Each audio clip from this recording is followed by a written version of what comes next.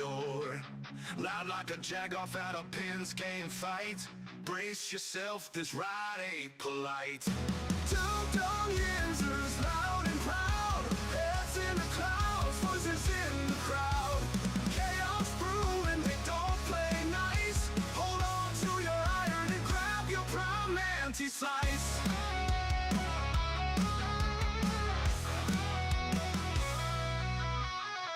Tales from the burg with a hint of mayhem. Pierogi powered, nothing can constrain them. Knocking back stories like an icy cold brew. You never know what these two might spew. Dum Yinzers, loud and proud. Heads in the clouds, voices in the crowd. Chaos brewing, they don't play nice. Hold on to your iron and grab your prime anti-slice.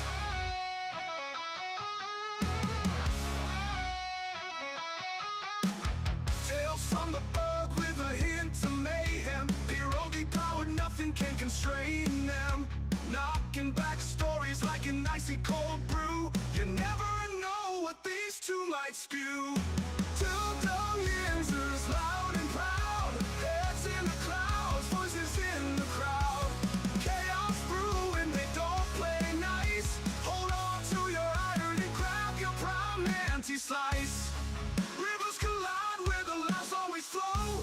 Black and gold thunder everywhere they go. The madcap kings breaking every mold. With two Dum Yinzers, the stories don't get old. Two Dum Yinzers, loud and proud. Heads in the clouds, voices in the crowd. Chaos brewing, they don't play nice. Hold on to your iron and grab your prime anti-slice.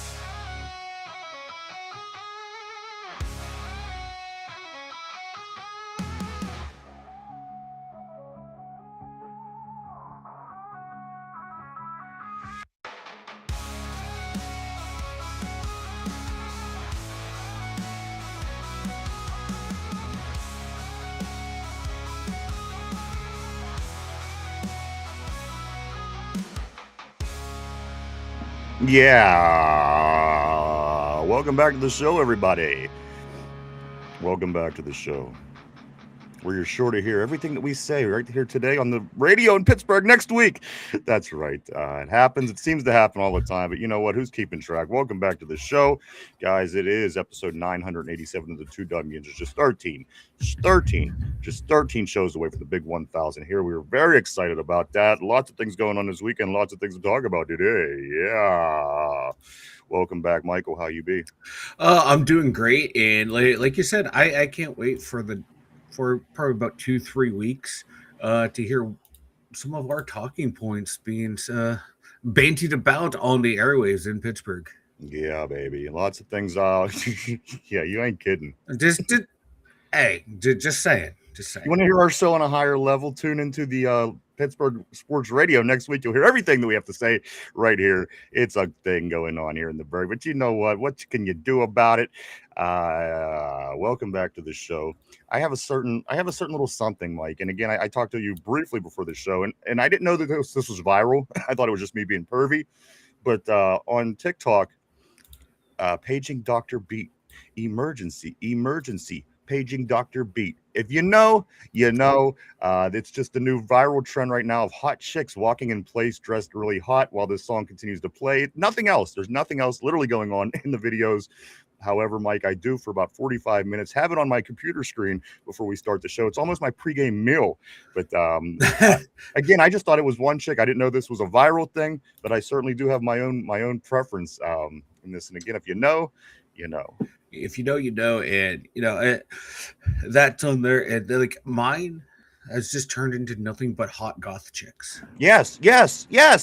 Like little Neffy or whatever her name is. She's running around and she's like all horny and shit. Yes. All of a sudden. It's just, you know what? Like where Neffy. Yeah, well, like where was this app like when I was in high school and college when they were everywhere and they weren't as they were around, but they weren't as popular. Now it seems almost cliche. Oh, my hot goth girl. Like you weren't there. I was there on the ground floor. Yeah. You know, you dudes are just following a trend. You never thought these chicks were hot, so you can go away and leave them for the OGs. It's again a lot different because I had a porno magazine from my dad's childhood, basically that I found up upon the cabinet in the bathroom. That's a whole different ball game from what we have nowadays. You got to say, Mike. But let's get to the sports talk today. Lots going on. It is Juneteenth, everybody. Happy Juneteenth! Welcome to the show. I love to celebrate Juneteenth because you know what it means so much to so many people in this country. Maybe not to everybody, however, but to a lot of people. So at the end of the day, I do find it important to make sure I recognize and talk about it every year. Welcome back. It is Juneteenth. A lot going on this weekend, Mike, as we do have Father's Day also on Sunday. And we do have the first day of summer, which is, in fact, the longest day of the year and the shortest night of the year. So if you hate those late December days where it's dark basically at noon, you are at the total opposite end of it. This weekend is Sunday is the longest day and the shortest night of the year, as it is the start of summer officially. So there you go, Mike. Summer is just starting, if you can believe that. You know what's funny is my mother called me yesterday, asked me what I was doing Saturday. I was like, I'm just gonna chill, work around the studio. She's like, I wanted some yard work done. I'm like, well, how about Sunday? She's like, all right, I'll ask your brother. Yeah, it flies for Sunday. Little did I know that it was going to be the first day of summer on Sunday. It totally blew my mind. I failed to do some pregame planning and scouting. The scouting department let me down. Yeah. Well, any way you slice it, got a lot going on this weekend. Like today, you have Team USA in the World Cup taking on Team Australia. That game is about as soon as we take off of the weekend, like here at 3:00 this afternoon. Yes. Team USA will be taking on Team Australia in the World Cup. Some other things going on around town this weekend, Mike. The Pittsburgh Pirates, they start a new series tonight at Colorado against the Rockies. That's an 8:40 start, a 3-game set starting.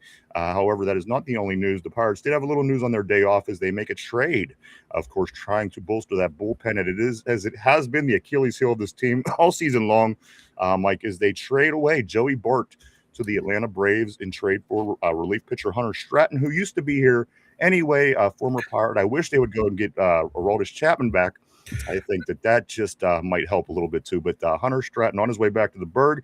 Joey Bart, right now, the third-string catcher, started out the year pretty high on the list after the injury and the affection to his foot. He is off, Mike, to Atlanta to be a Brave. I didn't hate Joey Bart. I knew he wasn't the best, but at the end of the day, the guy did have a club on him. He could hit home runs, but there was a lot of other things that he was lacking. Yeah, I didn't mind Joey Bart. The pitcher we got back, I'm not thrilled with this move, but you know what? That's the buck goes for you. I'm just going to smile and nod, boys. And I don't hate it because, again, I mean, I do recognize they do need bullpen help, and if they do think that this is going to help them, they need to make a few more moves like it, because at the end of the day, they are very, very. It's going to come down to their bullpen. Your weakest link, is your, you got to find that weakest link and you got to eliminate it. And let's hope that they do that. Also going on here in the Berg this weekend, the Pittsburgh Riverhounds, they are taking on the Hartford Athletic. That is a 7:00 start tomorrow in soccer. That is at the Hartford Athletic. And then also, Mike, the Gals, they play on the road this weekend as well as they travel to play Cleveland, the Cleveland Force on Sunday at 6:00. Pittsburgh Passion off this weekend as they got a bye for the playoffs. They get Mile High Blaze, the Mile High Blaze coming to town next weekend for the playoffs in the WFA. Also, Mike, Pittsburgh Penguins. Pittsburgh Penguins bring back Ronnie Francis. Ronnie Francis is the special advisor to hockey operations. Of course, you remember him if you were a fan of the early 90s Stanley Cup teams. One of the greats, actually. His numbers are up there. One of the names that hardly get recognized as much as the other greats. But Ronnie Francis on his way back to the Berg.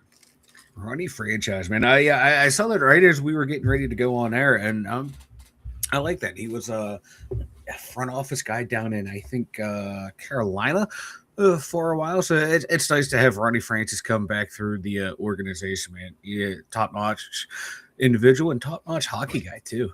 Yeah, it's great to have Ronnie back. Welcome back. I know he's going to do big things for the organization, guys. Only 86 days. As you see on the thumbnail, there's a picture of my man, Eric Green. One of my favorites as a kid.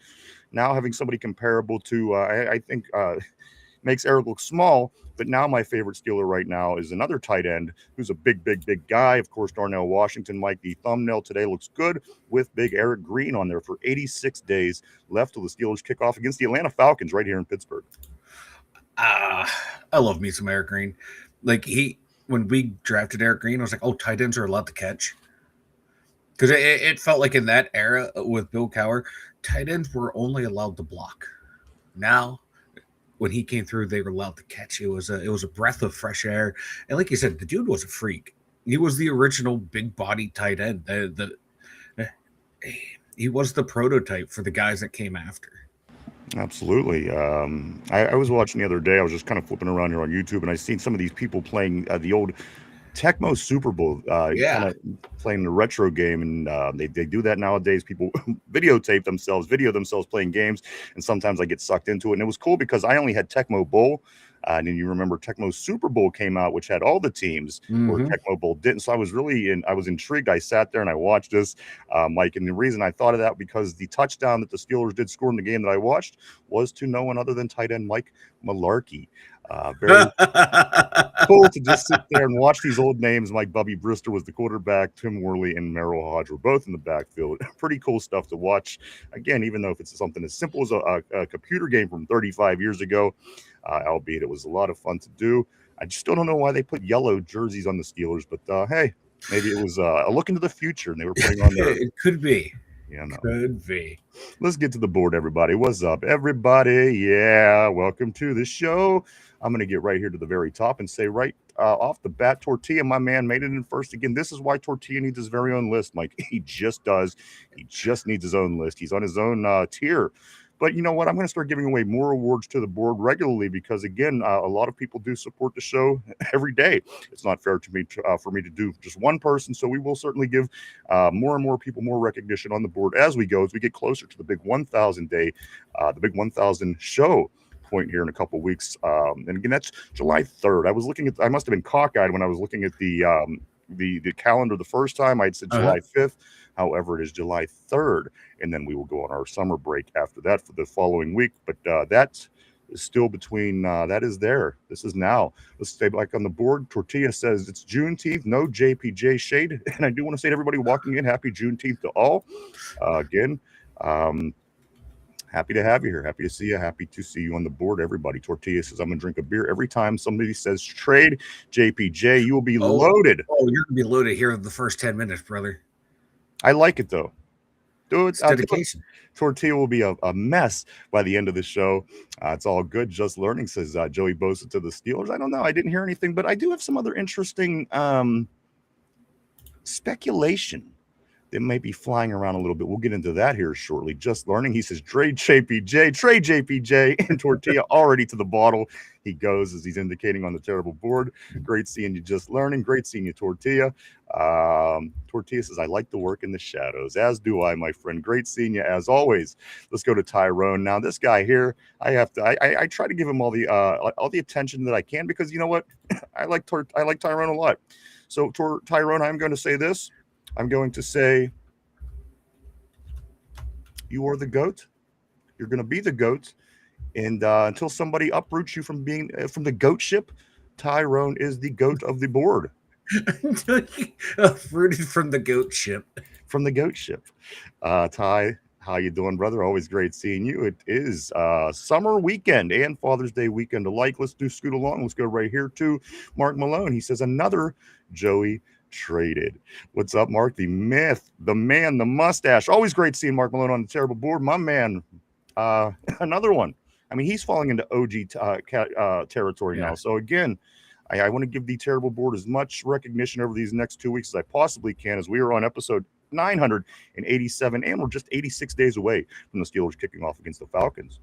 I want to say what's up to Drawing Raccoon. Drawing Raccoon says hello. What's up, Drawing Raccoon? Great to have you on the terrible board. Great to see you. I hope things are going good for you. And I hope you're ready for the longest, that's right, the longest day of the year, as Sunday is first day of summer, which marks the longest day of the year and the shortest night of the year. So again, if you're one of these guys like myself who just hates that end of December, dark at noon stuff, Mike, you can enjoy yourself this Sunday because, again, it is the longest day of the year. The only good thing is after that day, the days start to get shorter. They do. Every day will start to get shorter all the way until December 21st, and then it'll do it again. Tortilla, my man, says Pirates are listening to y'all. They may. They just might be. As more and more reports come in, they're not the only ones. But again, yes, and possibly, and they need to continue to make those moves to get better and to put themselves in a better position. I think they waited entirely too long. That's just my opinion. I don't know if they're going to be able to get back in it this year, as they're down to about 9 games out. Whenever they're about 3 games out, I think that could have been a good time to pull the trigger. However, they said, let's suck for a month, and then we'll worry about trying to fix the team. And in the meantime, everybody else continues to win, so I can't. I just can't with them sometimes. The original OG Yinzer Joe on the board as always. He says this: "Hey, what's up, Yinzers? And trade JPJ Tortilla." I like it, boys. I like it. Tortilla's starting to see doubles already. Tortilla says, y'all want me drunk before the question of the day?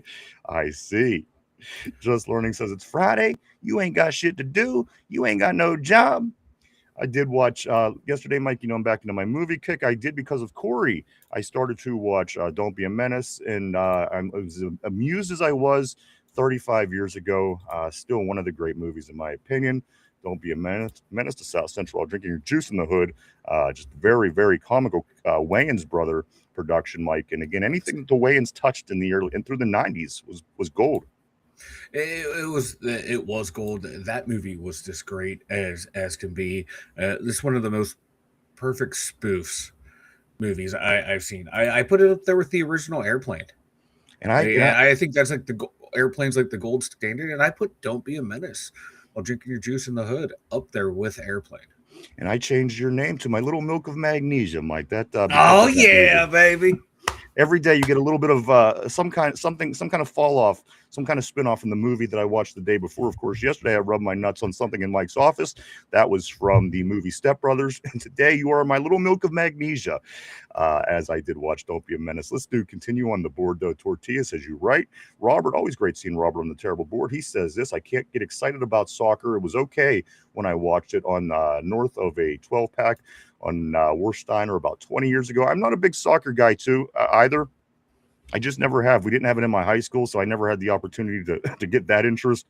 Again, at the end of the day, I do acknowledge people like it. So we had to mention it because USA plays today at 3 o'clock as soon as we're going off. So, again, Mike's more of a soccer guy than I am. Yeah. I played soccer growing up. I played football growing up. I played both games. So, like, it's true. Like, the sports that you play are so much easier to watch. Absolutely, because you understand the ins and outs more, and you want to see what the stars are doing, and you want to be like them, and it's a whole thing. And like the World Cup, like if you're getting into, like, would be like if the tickets were affordable and they were in your area, they would be the places to go because the fans are nuts, and you're not seeing people fighting like you do at like at football games, going to like a Raiders game where you might get stabbed. Like the supporters, they're jawing each other back and forth, but they're singing and dancing the whole time, having a great time. Like the atmosphere looks like it'd be a fucking blast. I would just go hang out at the stadiums because everyone's singing, dancing, drinking, having a good old time. I acknowledge it. It's a big old tailgate, man. I acknowledge it's big, so cool. The original OG Yinzer Joe says it must be JPJ Pride Month. Nah, we just want to get Tortilla hammered. I like it. Yinzer Joe's starting early today, Mike. He's starting early. Robert, what's up, dude? Always great seeing Robert. He says Colorado 8,400 elevation. I'm always great to see Robert in the Heezy, baby. Robert on the terrible board.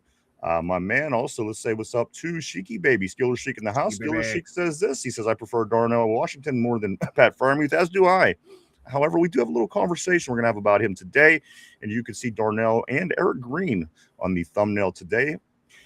Tortilla says Joey Porter Pride. Ty says 24 all day. Tortilla says this. Who needs soccer when you could have Chris Boswell, as he does kick the ball very well.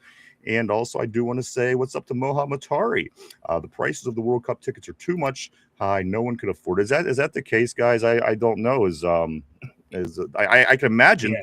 Like anything else that's important sports-wise, I'm sure those tickets are through the roof. Dude, they are through the roof. It's ridiculous. FIFA, they are just price gouging everyone to get into the stadiums.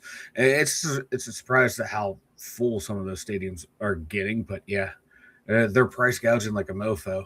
I know And they're okay. And they're okay if like the stadiums aren't full. They're like, okay, it is what it is. You're either going to pay it or not. We don't care.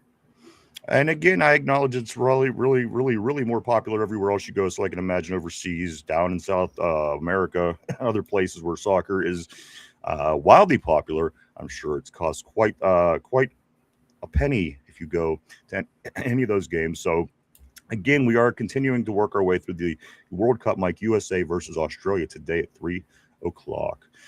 Let's see. I do want to say what's up to everybody on the board. Good morning, good afternoon, good evening, good middle of the night, wherever you are. It's all depending. Guys, welcome back to the show. Great to see everybody on the terrible board. Great to see you back today. And I do want to say again, what's up to my man Sheiky Baby. I always love seeing the Sheik on the board. Everybody, good day to you. It is Friday. It is Juneteenth, and it is also Father's Day weekend and the first day of summer. Again, Mike, the longest day of the year coming on summer. If you like daytime, you like the light hours, it will be on Sunday this weekend. And again, after that, it starts to go down every week after, every day after. Yeah, it needs to just go away right now. I don't want summer here at all. I do want to say what's up and welcome back to Somber. He says, Trade Art Rooney II, my man Somber, all the way from Los Angeles, California. Always great to see you, my friend Somber in the Heezy. Baby, what's going on, bro? And for a 6th stall, Somber saying, Trade Art Rooney II for a 6th bathroom stall. Ooh, I like it. Hey, you know what? And if we get this new stadium that Charlie keeps going on about, who knows? We might get that 6th stall. Let's continue down here to Mark Malone. He says, Rooney spent so much on the World Cup tickets he can't afford JPJ now. Guys, welcome back to the show. Let's get into it. Mike, there's quite a few things that we want to talk about today. I'm going to start here. I'm going to talk about a couple of things because there's, again, it's people say, well, there's nothing going on. And you know what? There usually isn't this time of year. It is the middle of June. And but you know what? There's always stories that continue to pop up along the way. This one right here, Mike, was a headliner yesterday in Pittsburgh. I don't know the details, nor did I go into the story. But this one here, of course, a lot of people's interest is on the quarterback situation in Pittsburgh. You know how I feel about this. I have to see them play before I make any more decisions on the young QBs, Mike. But the big question that is still being asked, Mike, why is the only rookie who had not signed yet is Drew Allar? I don't know. I don't know what the holdup is. Normally, there's leaks as to, hey, we want some of this money moved into the guaranteed move forward or something like that, because all their contracts are slotted. You know what you're going to make in the draft. It might just be how they want the guaranteed money paid out or something like that, or there might be a little language in the contract this might be needing cleaned up. I honestly have no idea, because when you told me that, I was like, shit, man, I thought he signed. But yeah, it's weird. I don't know, because I know like the quarterbacks in the first round haven't signed. I don't. Is he him and his agent waiting to see how they're signed and like, hey, let's move some. Can you guys move some money from year 3 to year 1 or something? I don't know, to be honest with you. But he's showing everything, so that's a good sign. So it might just be a formality thing. Might be waiting to sign. Who knows? As there are nine rookies from the draft, Mike, that did get signed a contract. And again, Drew Allar, the only one that is not. And as you know, like you were kind of saying, I think people forgot about this. I think people didn't realize perhaps that he was the only rookie that had not been signed yet. So again, just another interesting twist to this quarterback situation, this quarterback story here in Pittsburgh. But Mike, I don't think we have a problem this year, providing we can stay healthy. Staying healthy, of course, is key for the Steelers this year, Mike. And the old man, a lot of people say this is why the Steelers can't do it. I think this is why the Steelers can do some things, because of the old man that is playing under center this year. This will be the last year of him being here. Of course, Aaron Rodgers, Mike, somebody that knows him better than anybody Brian Urlacher has this to Ooh. say about Aaron Rodgers. Brian Urlacher says this Aaron is he has lost his mobility. However, he says he can still sling it around. Mike, for that reason is the reason amongst quite a few other things. I think that we're in a better position this year to maybe win a few more games or also play a little further into the postseason, hopefully. So again, Brian Urlacher, somebody that, again, knows Aaron Rodgers better than most people, as his team got burnt by the Green Bay Packers over and over and over again, year after year. Mike saying that, you know what, he may have lost his mobility, which we've seen last year. Yeah. Again, he's not the old quarterback that when we were kids and quarterbacks started getting old, were just unable to move around. He's not that. I mean, he runs around a little bit. He's still semi-mobile, if you will. But again, Mike, the guy can sling it around, and I think that is the difference. Plus, what's between his ears, Mike? He's going to walk off the field as a Hall of Famer, multiple-time MVP. The guy has it between his ears. And again, with all those things put together, block him good, keep him off the ground, and keep him off the injured list, Mike. I think that the Steelers got as good a chance as anybody. I truly, honestly do. So do I. The guy can still, like you said, he can still sling it. He still processes the game at a high level. You know, if you can still process a high level and you still have that arm, which he does, you can still do a lot of things. You know, he's mobile enough. It's not like he's, Dan Marino back there, cinder blocks around his ankles. He still has some nimbleness to him, and he has enough wiggle to him as well. And he's now another year removed from the Achilles injury. And we got to remember, last year was his first full year back from the Achilles. Or wait, was it his second year? No, last year was his first year back. Yeah. No, his second, because it was his first. It was his second. Yeah, because he looked even more mobile than he did against the Jets. So yeah, I'm not expecting he's going to exponentially get more mobile, but now he has a full year or 2 full years back under his belt. Going to feel comfortable. That line on paper should be better, giving him more time. He's going to be more comfortable. He could be more comfortable in the offense now that he knows the system.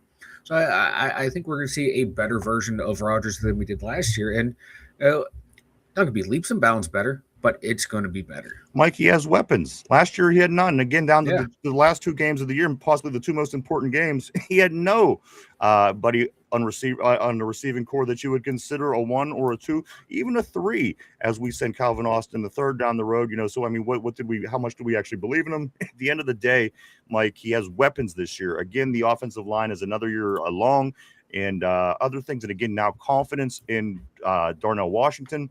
And a new coaching staff with a new offensive mindset, Mike. I mean, turning into a West Coast offense is just an entirely different game. So, for many reasons, I'm excited to see what's going on with the Steelers once they get on the field as much as everybody else, because in theory, Mike, it's going to be a lot different from what we've been seeing for the past few years. A lot of people are saying, the Steelers, they may finish 6-11. My ass. This team is better than they were last year. Yeah. Again, under the new coaching staff, and there's not problems. If there was problems along the way, you could start to have doubts. Perhaps this is an issue. Perhaps that's an issue.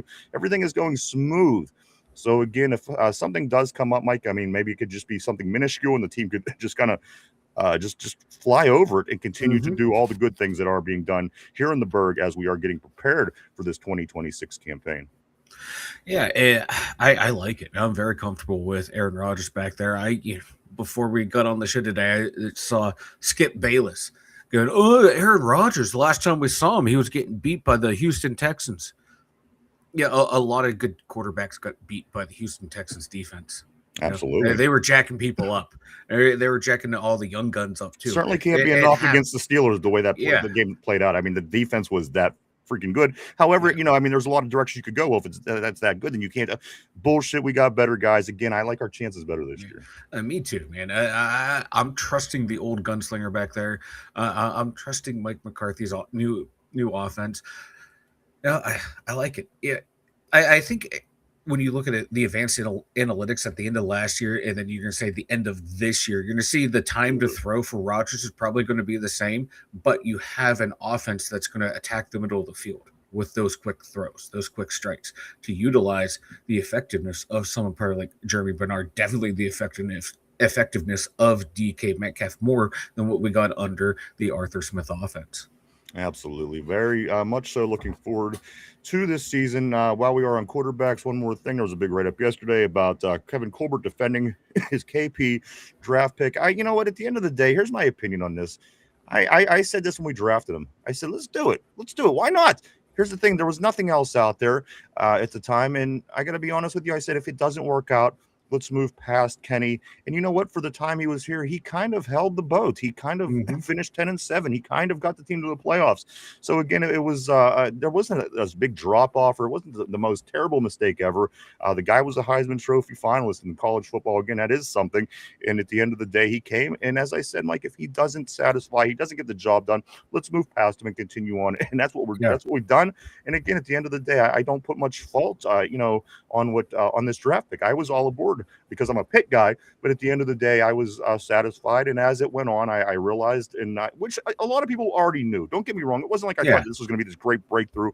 But at the end of the day, they tried it. I could respect that. They tried it, and again, it didn't work, and they moved on. So to me, it's a thing of the past. Can you blame any of the lack of success on the Kenny Pickett being drafted in the first round over the past 2 years, while the team hasn't been able to win a playoff game in 10 years? I don't think, because Kenny did keep their head above water at the end of the day. I think this is a lot bigger, a lot smaller of an issue than the media is making it out. And the fact that they even go back and dig this up to talk about now on June 19th, I think this is just, again, filling space for local media, because, again, not a whole lot going on.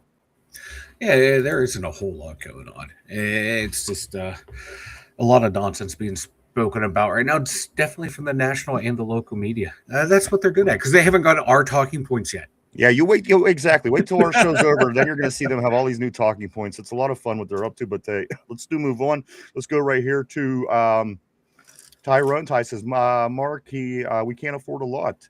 Also, Mark Malone says, we have Benton money, not JPJ money. I think, Mark, I think Benton is the one that doesn't get taken care of. That's my opinion. I think he's going somewhere at the end of the season, and somebody will give him a nice contract because he was a part of a good defense. I think people are going to see this year. So that is just my opinion. We will see if that is the case. Let's go down here to Tortilla. Tortilla says this. Tortilla says, Art Rooney doesn't like soccer because they play on good grass. I like it. Tortilla's sharp today. He is sharp today. Let's continue here to the original OG, into Joe, my man. He says this: what if we get Sorsby in the supplemental draft and Tomlin wants to coach again? Would we trade Tomlin for a first round? Would we trade Allar or Howard? I think, listen, honestly, if Coach T decides to come back, I think it's going to be after that time period. I truly, honestly do. I think he's going to do the announcing thing, do the little analysis, and then maybe if he gets the itch for it down the road, Mike, he could possibly come back. But I think it will be well outside our time frame with him. And I don't think we'd be able to get that first. But at the end of the day, if to continue on the comment, again, I think Inter Joe might be being somewhat facetious. Again, I just can't imagine what would possess the Steelers at this particular time to go after Brendan Sorsby. I just can't. We read the numbers yesterday, Mike, of all the young quarterbacks that are in the league that came out in the draft over the past 3-4 seasons. That he's got a lower percentage, whatever it was, lower percentage rate or and a higher incomplete rate or something like this than all of them. Yeah, go ahead. It was the off-target throws. The off-target throws. The highest. Were the highest, and like the completion percentage or something else was really bad as well. In other words, it was comparing them against all the young quarterbacks that came out that are good. And we're saying that he's supposed to be good. He's actually worse off in all those categories. So again, I don't have it in front of me, unfortunately, but that be the case. I'm sorry, the kid's objectively not a good prospect. Here's the thing about it. He really was. Like 2 years ago, he was seen as a 7th round prospect. Last year, if he would have came out, he would have been the consensus around him was like QB 6 in this draft. So that puts him again at like a 5th, 6th round.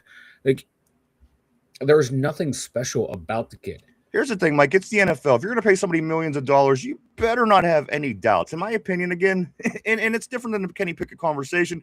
This is different because the guy has over 9,000 bets out and $90,000 in bets. You know, there's thousands of kids every year that come out in the United States of America, and they play football with the dreams to go big, and they will get there one day. Some of them will get there. A lot of them won't. But at the end of the day, Mike, the road is narrow. There's no place for Brendan Sorsby, in my opinion. Certainly on the Pittsburgh Steelers. If somebody else wants to take a chance on him, whatever, fine. But at the end of the day, Mike, there's going to be more guys that don't have 9,000 bets, that don't have $90,000 accumulating in bets. Again, that's like Debo said the other day on his show, Mike, that's a degenerate gambler. Listen, if the guy got caught scratching a ticket in his car and he won $500, that's a totally different story. The guy is 9,000 bets deep into this. Debo is right. That is a degenerate gambler. I don't want anything on anything along. This is a Cleveland Brown pick, if you ask me. This guy's probably placed more bets than he's thrown footballs. Like, and people say, well, the teams need to do their homework on him. Like, the only homework should be like, let me open up your playbook. Oh, you have more parlays in here than plays memorized. The dude was probably literally doing more research on parlays than he was actually on the fucking playbook. Like, again, and the thing, Mike, if there's something wrong with the person, you could kind of compare and contrast and see everything else they got going. It's just, again, his numbers aren't great. He didn't do fantastic in Cincinnati. He wanted to go to Texas Tech for whatever reason. So, again, there's a lot about the guy. And, again, I kind of honestly can't believe people are still talking about this. But, again, it is off season. It is June. And, there isn't exactly a lot of stuff on the billing to talk about. So it doesn't surprise me. It doesn't surprise me either. And, listen to, what the Steelers are saying when they talk about their young quarterbacks. Listen to Mike McCarthy. He is putting so much praise on these guys. They're not going to draft another quarterback. They really like these two young quarterbacks. And they see both as potential guys that can run the team once Rodgers is gone. Why would they go out and get a degenerate gambler that had worse statistics and worse film than the two that they drafted, especially with the one that they know they have a lot to work on with to get him where they want him to get? They're not going to get another one. They're not going to have three young quarterbacks. I agree. Let's continue on the board. Let's go right to Tortilla. Tortilla says we have JPJ at home. Mark Malone. I like it. Tortilla. He's hot today. He came out on fire. Let's go to Somber. He said, I saw that Art has a stationary bike in his office. I don't know why he's trying to act like he's not dying. Shaking my head. Just let it happen. Somber coming in raw today as well. Always great to see my man from LA. Tortilla says this, Art Rooney stole my bike. Did he steal Juju's bike as well? I think he may have.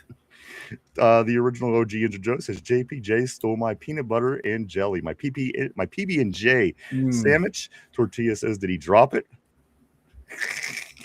Did he drop it? Good one, Tortilla. I don't know. He's getting some kind of award today. Let's go to Yinzer Joe. He says, of course he dropped it. And I got to say, Yinzer Joe is pretty hot today as well. Somber says this. He said, this ain't no Uncrustable. This ain't no Uncrustable. Let's go down. Yinzer Joe follows that up by saying Palazzolo from the Steelers Depot says the Steelers are most likely using a third-round pick on Sorsby. God, I hope another team gets him instead. I just don't think that this is I don't think this is a logical move for the Steelers at all. At all. This is a Madden move, in my opinion, Mike. You make this move if you have a franchise on Madden, or if you are the Cleveland Browns in real life. Brendan Sorsby has no place with the Pittsburgh Steelers, and I'm going to die on that hill. Steelers Depot, the rest of the other Steelers media, can we get access to the team so we can actually report something logical that makes sense? Because there's no way the Steelers are going to put a third-round bid on Brendan Sorsby. I agree. I agree 100%. There is 0% chance. And nor should they. Let's continue along. Tortilla said, Skip. Hold on. I think I might have missed something here because I seen Skip Bayless somewhere. Okay, no, I must not have missed it. Right here, Skip also says the Ravens got better. Or maybe it isn't Skip Bayless. I don't know. Ravens also got better. I disagree. I think they lost. I think they lost on defense. I think they lost on the offensive line. And again, Lamar Jackson's a year older. Like also some consideration. I'm seeing there's some rumors around the league right now. And again, this is just rumors from Rumorville, guys. I wouldn't put I wouldn't put that much into this. But the Eagles in Baltimore rumors are floating around, Mike, possibly about the Eagles being attracted to Lamar Jackson, possibly moving forward as they're starting to look at contracts and things like this for their already existing quarterback, of course, Mike. So again, rumors, off-season rumors, sometimes they could get out there, but at the end of the day, it doesn't bother. You know what it does bother me? Because I don't want Lamar to go anywhere because we have his number. Yeah. And we're not just good against him. We dominate against him. Because as I said yesterday, if you take out, now I've been saying this for about the past 5 months, Mike, we were 10-2 against these guys over the last 12 games. Take out the playoff game. Let's talk about regular season. We are 10-1. 10-1 in the last 11 regular season games against the Baltimore Ravens. I don't even want to hear it because you know you're going to, because according to the media, I'm sure they'll win the division and MVP will be Super going Bowl to their favorites. quarterback and Super Bowl favorites. But Mike, before we do move further, I just want to make it very clear. We are 10 wins and one loss against the Baltimore Ravens in the last 11 games. Is it even a rivalry anymore? No, it's not. It's Steelers. It's Steelers v Browns part 2. You know, Is this Steelers, turning into, is this Steelers turning into, Browns Redux is what it is. Is this turning into the Steelers and Browns before they shut down shop and moved? I mean, is this where we're at in the rivalry? The Steelers Browns is now like the new Steelers is the Steelers Ravens rivalry because the Browns are actually winning games against us, albeit they're at home on Thursday nights. Mike, they beat us twice in the past 2 years in regular season. The Ravens did one time, and again, Mike, 10-1 against our rivals in the last 11 regular season games. Let that sink in. Anytime anybody from Baltimore or Baltimore fans start talking shit or giving you shit, just pull out the 10-1 guys because that should shut everybody up. If that record was reversed, you would hear it ad nauseum. It would be everywhere. The Steelers aren't anything that they used to be. The team is gone. The identity of the franchise is gone. The new team, the new blue collar team is the team of the league. This is Baltimore. Believe me, if they beat us 10 of the last 11 games, it would be unbelievable what you would hear. So again, that's an example that shows, a lot of Steelers fans that this is what happens to the Steelers. And for whatever reason, they do like to try to always take us down a peg. But again, Mike, we find ways to get it done. Say what you want about the last 10 years and consistency wise, from the 60 years of Super Bowl era, we consistently been one of the better teams in the league, having the most championships. I think the first or second most wins, third maybe in that period of time. So much. So again, don't let them talk. Don't let them get in your ear because again, all you got to say is 10-1 in the last 11, and that should shut down every conversation by a Ravens fan, and even at least knows what they're talking about. You got the other people that are going to just talk shit because they talk shit. Guys, 10-1. In the last 11 games. Yeah, if we were 1-10, the national media would be talking about it nonstop. The local media would be talking about it nonstop. But it's reversed. No one's talking about it. No one's talking about it. The Dolphins won more games against the Patriots in 6-year periods of time whenever Tom Brady was in his. So again, see what I'm saying? Why is the Dolphins able to beat the Patriots 2 times in a 6-year period? And the Ravens, a matter of fact, Mike, can only do it 1 time in a 5.5 year period. So again, they're no longer our top rival. It is back to being the Cleveland Browns. And everything that is old is new again. And you know what's funny about this Tater Tard? He now jumped ship. Mike, this might be the better time to actually be a Browns fan than any time ever. They're coming back around. Brother, they're like bell bottoms. They're making a comeback. Where is he? Let's get Tater back on ship on the Cleveland boat if we can. Let's get back to the board, though. Let's go right here. Mark Malone. Rogers had no fucking ammo for his gun, is what he's saying. Robert says Skip needs a P test. Skip does need a P test because a lot of times he's a pain in the ass, and his takes are fucking weird. Let's go here to the original OG. And Joey says if it wasn't Rogers' fault, his team wasn't up to the Steelers' standard. In a strange roundabout way, that's a very good comment. Let's go to Steel Loyal. Always great seeing Steel Loyal all the way from North Carolina. He says if Skip Bayless ain't counting us out, something is wrong. I agree. He's just, you're right. Tortilla says Steel Loyal 100% somber. He's a guy. He's not our guy. All right. Interesting. I think is that going to Aaron? I'm talking about Sorsby. No, yeah, that certainly ain't our guy. I hope not, at least. Steel Loyal says now he's a guy. Let's go to Tortilla. Tortilla says they hype around Sorsby was fans looking at quarterbacks they probably won't get and settling for the next name on the is exactly what it is. People just, and here's the thing, and I get it. People just want the good fortunes to keep happening. We've heard nothing. I mean, come on, nothing but positive all in this offseason. And again, I just think there's Steeler fans they get in Madden mode and they just feel that we could get anything and everything that is out there. And I think that's where that it is. And again, I don't even think it's worth. I don't even think this should be a conversation beyond this, because again, Brendan Sorsby, Mike, I don't know. If you're going to complain about Pickett, you should probably leave Sorsby alone. I'm just saying. Exactly. I'm just saying. That might be the best comp. I'm just saying. With the two, and at least when Pickett came out, he was a better passer. He was. Sorsby came out a much better passer, and with no massive potential legal troubles and a black cloud following him into the league. Coming off of an ACC championship game win, off again. So, I mean, at the end of the day, if you're going to argue that point, I think Pickett was a better pick, and you know how that played out. So, again, that's where I stand with that. Let's continue on right here. Tortilla says, Sorsby placed more bets than beers I drank. Get him, keep him going. JPJ is getting traded. I don't believe it. Ty, don't worry. Here we go. I do want to see Tortilla get loaded by the end of the show. Yeah, Mike. There we go. Just into the comments, because it has to be in the comments. Oh, it's got to be in the comments. Drink. So I just put it in there just for Tortilla to drink. All right, there you go. There it is one more time on the board. Bottles up, Tortilla. Let's go to bottoms up, or I think is what they say. Let's go here to Steel Loyal. Steel Loyal says Sorsby is betting on which team will draft him. Up and there it is. Tortilla got the beers up, baby, all day. Let's continue on. Let's go to Ty, my man. He says Sorsby is a good, definitely was a top 7 quarterback in this class. I just don't think we take the risk. And that's what I'm saying. We're kind of righting the ship in a lot of ways. Maybe there's just some things that we should pass, and I think that Sorsby is one. We take a risk. I'd rather just wait till these guys finish college to see what they have, then draft in 2027. I'm right there with you. Also, my man RB right here from the show back on the board, RB says this. I think Tomlin is wanted everywhere, is a media creation. I mean, all we heard was about other players and coaches kind of laugh and mock how awful his system was and game plans were. And you know what? You're right. And those weren't the things that were being said while he was playing. I mean, it was the total opposite. So again, it could be absolutely. Listen, Mike Tomlin is media's darling, and I have no problem with that. Whatever it is, what it is. But as long as people do recognize that, I think if somebody hired him, they would get a good coach. But I think people were thinking Steeler caliber coach, and what I mean by that is maybe possibly winning championships. And I just don't know if Mike Tomlin's going to do that for your team. He may. I don't know. Hire him and see. But as of right now, Mike, I think he stays in the box.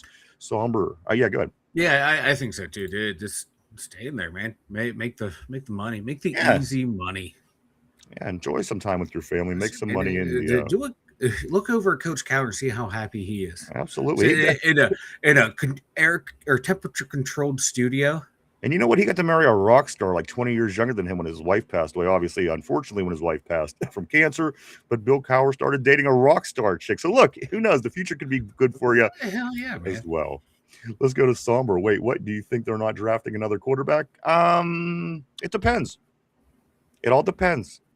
It really all depends. I think that there's a good chance they could go after somebody from this coming draft. However, before last season, we heard that this year's draft was going to be full of top quarterbacks. Mm-hmm. And then quarterbacks started retracting. They started going back to college. They started saying, hey, let's make some more NIL money. Maybe some of them didn't perform up to the standards, Mike. We talked about, of course, Lenora Sellers and Chambliss from down in Ole Miss. These are a couple of guys that weren't quite as polished and defined as we thought they would be by the end of the season, so much so that they're back in college. So again, yes, I do think ultimately we do grab another quarterback, but I'm just not quite sure when. Again, Mike, can this be kicked down the road? Can we learn more about Will Howard or Drew Allar in the meantime? Maybe an injury happens with Aaron Rodgers and we see a lot more of these guys than we want to. So there's a lot of things that need to happen. At the end of the day, my answer to the question is I don't feel that we're going to draft Brendan Sorsby. If that satisfies or doesn't, that is my answer. I don't think that's happening, but everything else, it's a work in progress because, again, we do have 2 young quarterbacks. And listen, if one of these guys can come along and lead this team and win a lot of football games, you know what? It's going to happen. And again, we still have to wait it out. We don't know because, again, 2 years ago, Mike, we were saying this draft this year, we're going to be selecting Arch Manning. And you see how that's going now, Mike. Arch Manning is saying it could be another year before I come out of college. So again, there's no clear-cut way. And if there's somebody on the radio or in the media telling you there is, they're lying to you. There is no answer to this question right now. The only way that you can answer this question is saying, I don't think that they are going to get Brendan Sorsby. Yeah, they're not going to get Sorsby, and I don't think they're going to draft a quarterback in the first round next year. I mean, look at the way this roster is built.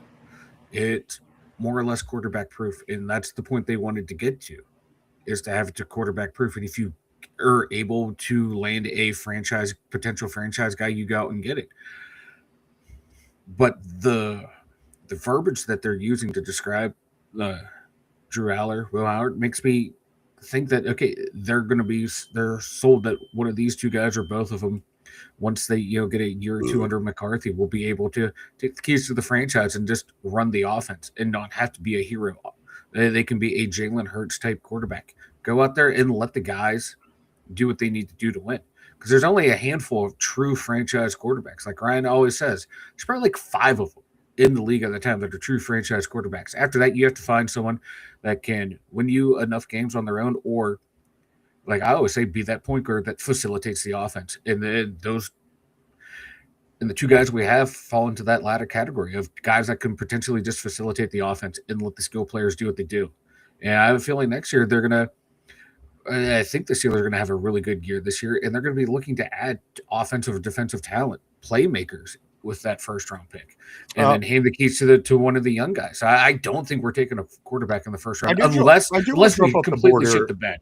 I want to jump up the board here. Or Sommer says this: McCarthy's main mission is to find us a QB. He's on a 5-year contract. I bet he takes one every year. And you know what? If that's the case, that's just the best case scenario. Again, I don't think they're going to force something if they don't have to. You have a couple young quarterbacks on the team, on the roster as you speak. You have a backup quarterback on the roster as we speak. So at the end of the day, guys, I think it's all kind of played by ear. But I do agree with you. I do believe Mike McCarthy is on a mission to find a franchise quarterback, and I love that. I love that, Mike, because he's an offensive-minded guy. He's a quarterback whisperer. So again, if we're going to get this a very important position filled, which we need more than anything right now, because everywhere else, as we said, Mike, we're building this good team, just waiting to drop that QB in. It's going to be depending on other things. Again, I think the only safe answer for me personally is saying that we're not going to get Brendan Sorsby. Beyond that, guys, we just have to wait this out, because I don't think they're going to take one just to take one. Yeah. I think if there's an option of somebody they like in a good position in the draft, I think they could very well take someone. But again, Mike, I think this is going to be something that plays out. There's nothing etched in stone. Again, if they're telling you right now that it is, they don't know. They're just blowing smoke up your ass because, again, we're way out. We have a whole season to go before the big draft of the 2027 year. Yeah, because if everything goes to plan this year, this team's picking in the mid to low 20s again. That they had a nice little playoff run, and they're going to hand the keys to one of these young quarterbacks, or maybe a wily veteran that's out there, that's someone like, I don't want to say Baker Mayfield because we can't afford him, but someone of that ilk that might become available on an affordable contract that could come in and be the guy that leads the team and that plays smart football and doesn't turn the ball over and allows the playmakers to do their thing, the defense to do their thing. I just have a feeling that this team's going to have a nice year, and that they're going to say, hey, let's go out and get a playmaking linebacker in the first round that can play the run, play the pass, and be that every down backer that changes the tone of the defense. Or like, hey, man, let's go get this stud safety. Or, oh, man, there's a stud running back. Picking him in the 20s where, I'm not paying top 5, top 10 money for a running back, and that this can totally change my offense to where I have a solid run game with 2 young quarterbacks. Fuck yeah, go and do that, because that would make sense, because you're not rebuilding. You're just rounding out the roster at that point. Go ahead and get a stud running back in the first round and let one of the 2 young quarterbacks take it over with a solid run game, a solid receiving core, tight end, and a wide receiver. That would be a perfect situation almost. So right. I don't think we're taking a quarterback. We'd have to give up too much draft capital to get one. We're going to be here till 9 o'clock. I'm sorry. On every message, every message, a 30-minute explanation. Come on. Let's go right here. RB says this: I can't imagine that sort of stuff isn't a widespread joke around the league. I don't think the league views Tolman as a high. You know what? People aren't knocking down his door. At the end of the day, I mean, they're just not. So again, RB could be very close. I don't think I disagree with you entirely. Let's go here to the original OG Yinzer. Joe says, what is McCarthy going to say? The QBs suck, LOL. We need to draft for a quarterback immediately. I mean, if they don't look good, I don't think they should take them. And at the end of the day, who sucks? Everyone's telling you that Sorsby is a good enough person to go use this compensation pick on. But again, I read you the numbers yesterday, Mike. His numbers are all worse than the young quarterbacks in the league that aren't exactly doing great things right now. So again, at the end of the day, I think it's going to be a smart move. I think it's going to be a calculated move. And I don't think the answer exists now in stone. I think we have to play through this season, see what goes on in college. Shoes even coming out after this season. Because again, Lenora Sellers, Mike, we talked about him quite often last year before the season started. And as we all know, he went back to South Carolina.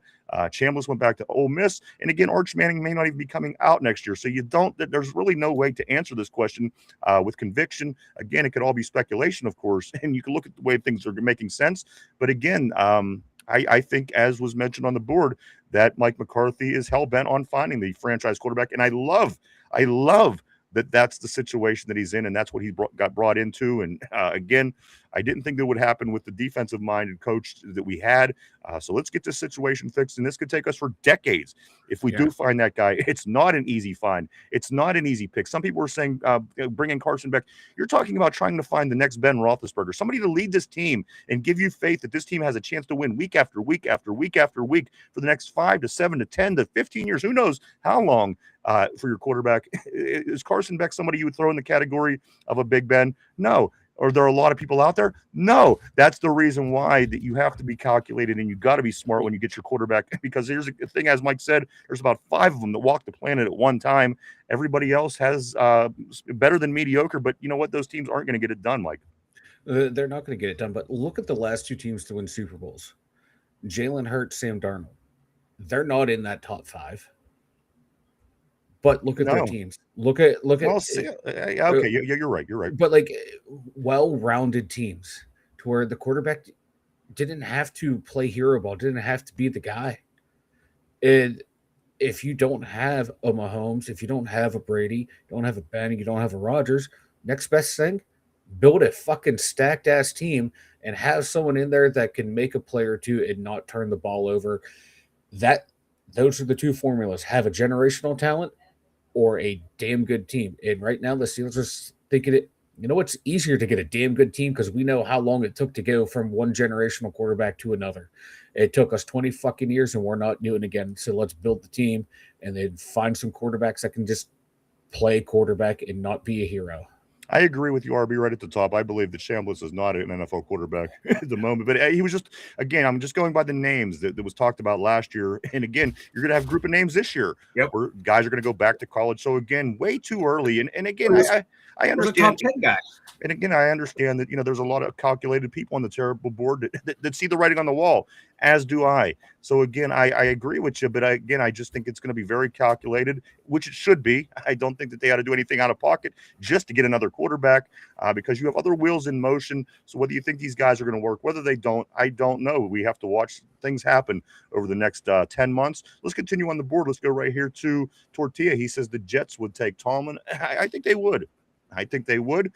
Tortilla says, I meant Skip Bayless. He said the Ravens got better. That's how he isn't paying attention. I agree because I don't know how the Ravens could have got better. Mike, again, Lamar Jackson, another year older. Even Derrick Henry, another year older. I mean, he still got it. Don't get me wrong. But again, at the end of the day, if you're looking at the whole, they are another year older. Let's go to brand new coaching staff too. I'm going to put a timer up in the corner for you, Mike. Let's now go ahead. Make your point. Okay, thanks. Let's go here. Let me jump down here to Ty. We're definitely drafting one of these quarterbacks next year. It's 2 stacked. Again, providing they come out. So, again, that's why I can't give it a definite because, again, last year we had people that were coming out that didn't come out. And, again, this will be another year that Arch Manning kicks the can down the road. So it's a difficult thing to say for sure. But, again, a lot of us can read the writing on the wall. I do acknowledge that. And, again, you're probably going to be right. But, again, there's probably going to be some people that are wrong as well. So we will continue to watch. That's why they play the game. Let's go right here to Steel Loyal. Browns put up a harder fight. They do. And especially if you make us play on Thursday night up there in Cleveland every year, it's going to be a hell of a series with these guys. I couldn't agree with you more. Steel, that's They're just better competition than the Ravens are right now. Let's go to Yinzer Joe. Who do you guys think out of the available free agents the Steelers should possibly look at and sign? Bosa, Reddick, Wilkins. And we talked a little bit about this yesterday. We pulled up the top 10, I believe, free agents out there on the market, Mike. I'm a Deebo Samuel guy. I'm all in on this Deebo Samuel. Again, I think that he could bring nice depth to the wide receiver room. He's not a pain in the ass kind of player to the extent that someone might say that Stephon Diggs is. Of what's out there, Mike, the top 10 that we looked at yesterday, I would be very excited if we could bring in Deebo Samuel. I would too, because you're not counting on him to be the Deebo Samuels that he was out in San Francisco. Exactly. You're counting on him to be just a guy on the roster that Aaron can trust on third, fourth downs, that vet presence there, catch a couple balls, catch about 25, 30 balls a year, and just keep the chains moving, maybe help out in the return game with a Weegan. And just be that steady vet presence. I wouldn't mind it. Let's continue moving along. Right here to Just Learning. Jessica Bill is so hot. You ain't kidding there. Tortilla, there's a couple more names. I wouldn't mind a Landon Roberts coming back for some depth at inside linebacker. Again, I don't think our inside linebacker room is that strong because you have a questionable Patrick Queen and even a questionable Peyton Wilson. Beyond them, you have Malik Harrison and Cole Holcomb. So, say what you want about scheme. We're going to hope that's going to improve what the defense can do. But at the end of the day, having Landon Roberts and even Bobby Wagner, I would love to have as depth pieces in our inside linebacker room. Isaiah O'Kelly, what's up? Welcome back to the show. Welcome back to the board. He says, who dat? Great seeing you, Isaiah, my man. He says, at 2 Dum Yinzers, who dat? I'm not even sure what you're saying, but great seeing you back. The original Yinzer Joe says this. He says, got my first 20-0 today. It's been fun. First 20-0? I've only got in 18-2. So FU. It's a site where you can build your perfect 18 or 20-0 football team using like current rosters or all-time rosters. They have it for like hockey and basketball as well. Nice. I'm going to grab a couple more, Mike. We're going to finish up some offensive topics and get ready for the second hour, Mike, where we're going to get into defense. And we have something special for the halftime of the show, halftime show today. Let's get back to the board for a few. Tortilla, there he goes with another drink. Yinzer Joe Sorsby betting on the JPJ trade. Steel Loyal says Tortilla is going to be sloshed. Also, dude, what's up, brother? Always great seeing JD on the board. Afternoon, fellas. He says afternoon to you, my friend. Steel Loyal says, what's up, John? Dude, excuse me, says no Sorsby. Somber says they definitely are, LOL. Tortilla says right tackle, one quarterback, round 2. I think maybe something was mixed up there. I'll get to that in just a second. Let's go to dude. If our 2 young quarterbacks, and here's the thing. I just think that I don't know. I think you have to have a really nice piece that you're looking at and a really calculated piece, because at the end of the day, why keep these 4 quarterbacks if you don't like them? There's something that they like about all these guys. And again, they're really coming to the conclusion, like it could very well be 4 quarterbacks on this roster. And at the end of the day, there's got to be something that you like. Otherwise, you ain't keeping them all, and somebody's going to practice squad or somebody's getting. So that's the thing I'm saying. Like, there's something they see in these young quarterbacks. Me, I'm not sold personally, but at the end of the day, again, you're going to, draft picks are very valuable for Omar Khan, as we learned. So again, it's going to be very calculated, whatever he decides to do.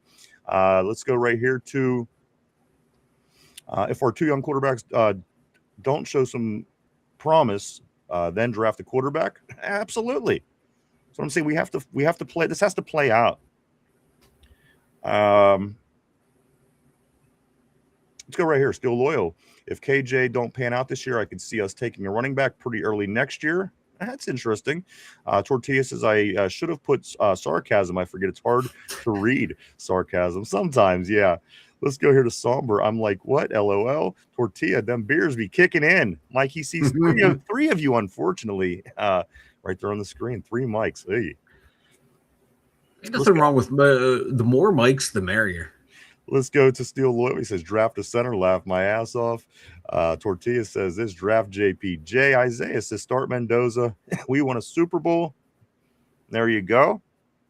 One thing I do want to say, I think the Raiders are improved, but again, we'll see how that plays out. Somber says McCarthy's main mission is to find us a QB. We did get that one, yes, and I agree with you.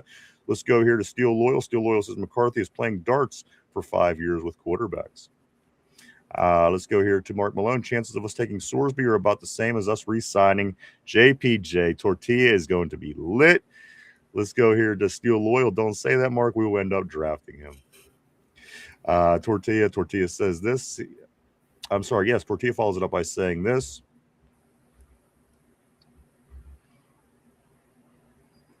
Right here. Moved on me. Sorsby is going to make Rooney his money back. Somber says, yeah, we'll see who they scout during the season. It will develop. Absolutely. Absolutely. There's just so much that has to happen. Again, we could make all the calls now, but again, a lot of things could happen. A lot of things could happen in the meantime. Let's go right here to Mark Malone. If Zona wouldn't have snatched back up, I think he would be a Steeler right now. He'd still be finding his way around the city, Mike.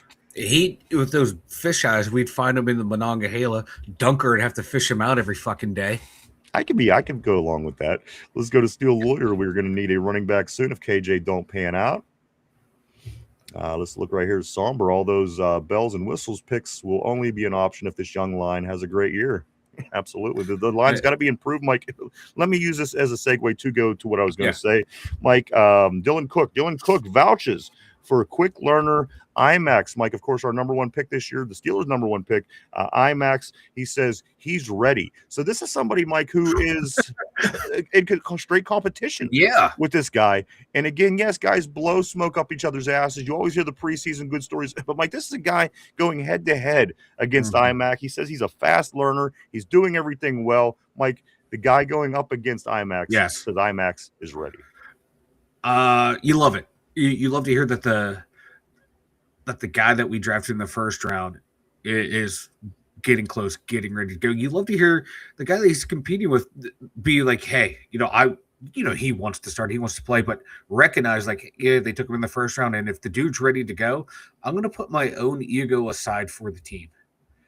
You love to hear shit like that. Yeah, deep down inside, Dylan Cook wants to play, but don't lie to yourself. Be like, yeah, this dude's a fucking beast, and he has it. If that's what's going to get us to where we want to get to, I'm all for it. And I like how everyone's helping Max too. They want him to succeed.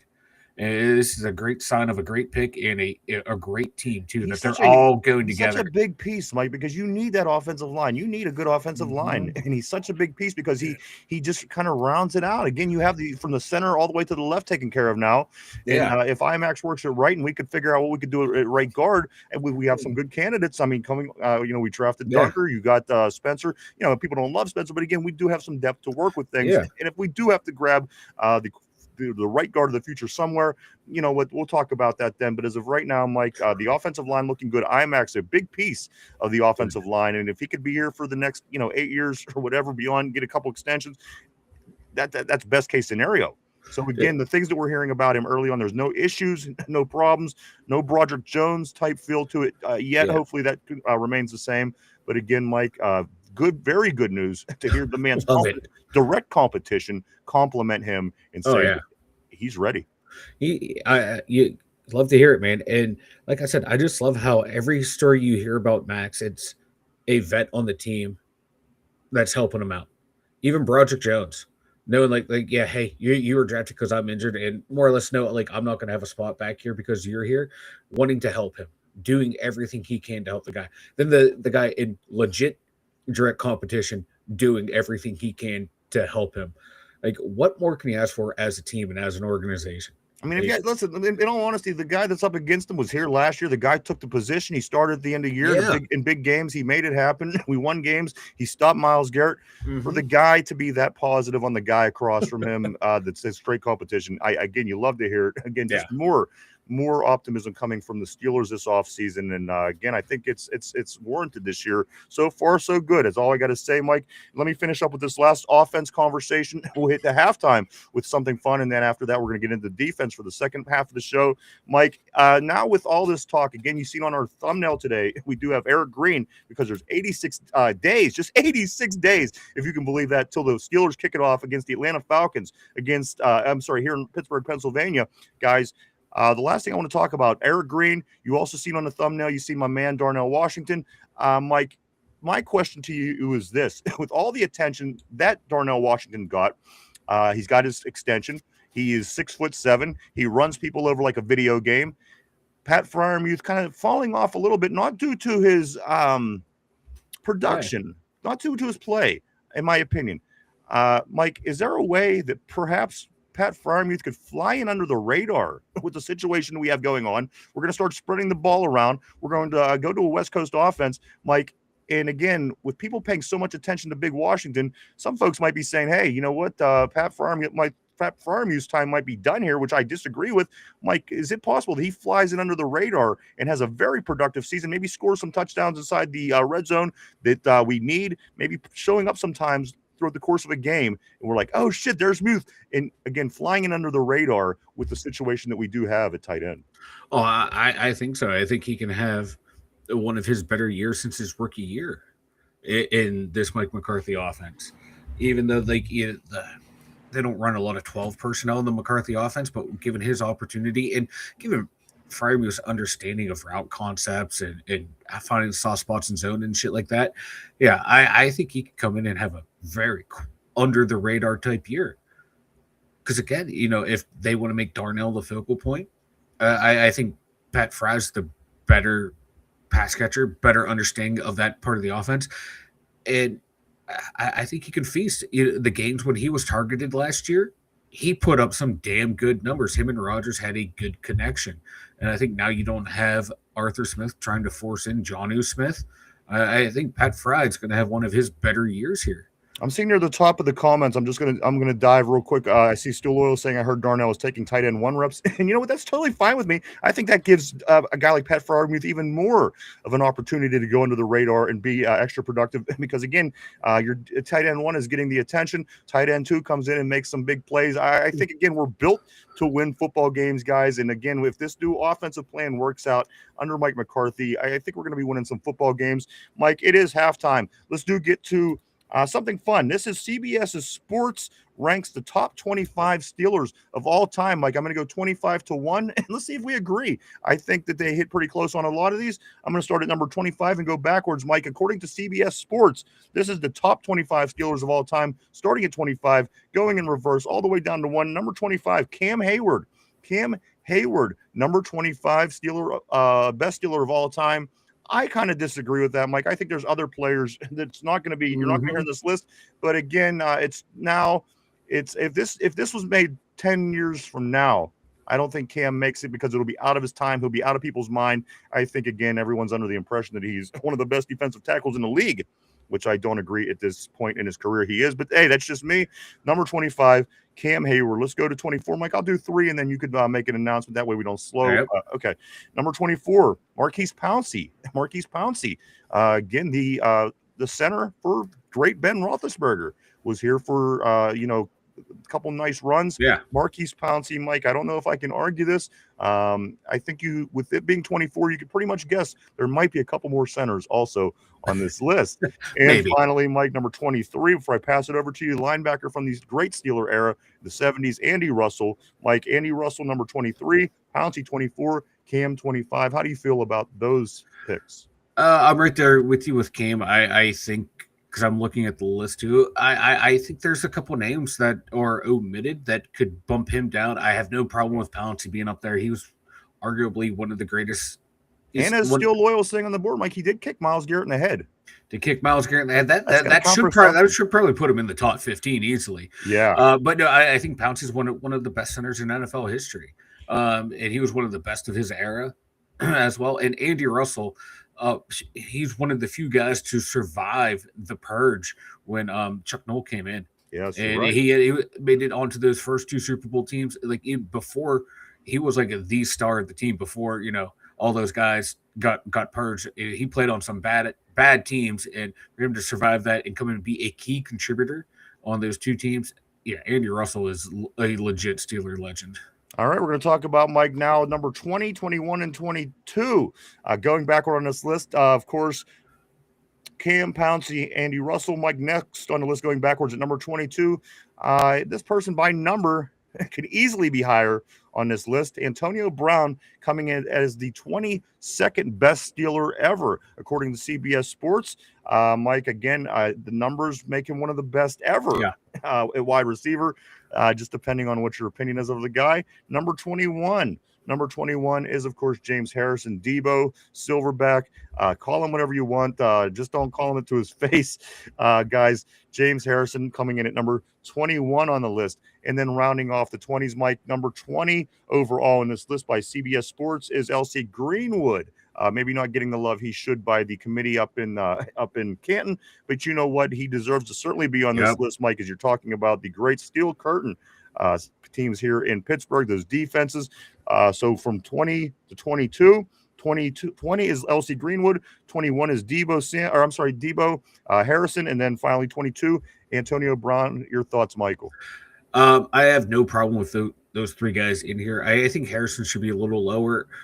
Antonio Brown, I think he's arguably a top 3 wide receiver all time in the NFL, but he did not win a Super Bowl here, and that should punish him. And being down in the 20s is right, because I'm assuming a lot of people in front of him had Super Bowls or were like arguably the best at their position. Harrison, I think should be like 20, down in the 23, 24, 25 range, but you can't deny the fact that he was an NFL Defensive Player of the Year and arguably the greatest Super Bowl player of all time. He did take the lead for the sacks, for a while until in such a short window to what he was able to accomplish was great. So I'm not arguing he shouldn't be in the top 25. I'm saying the rankings, but LC Greenwood, yes, much deserved. I'm glad he's on here because, like you said, he gets overlooked, and he was not Mean Joe Green, but he was not that far off from Mean Joe Green. All right, let's continue on, Mike. We're going to look at number 17, 18, and 19 on the list. Hines Ward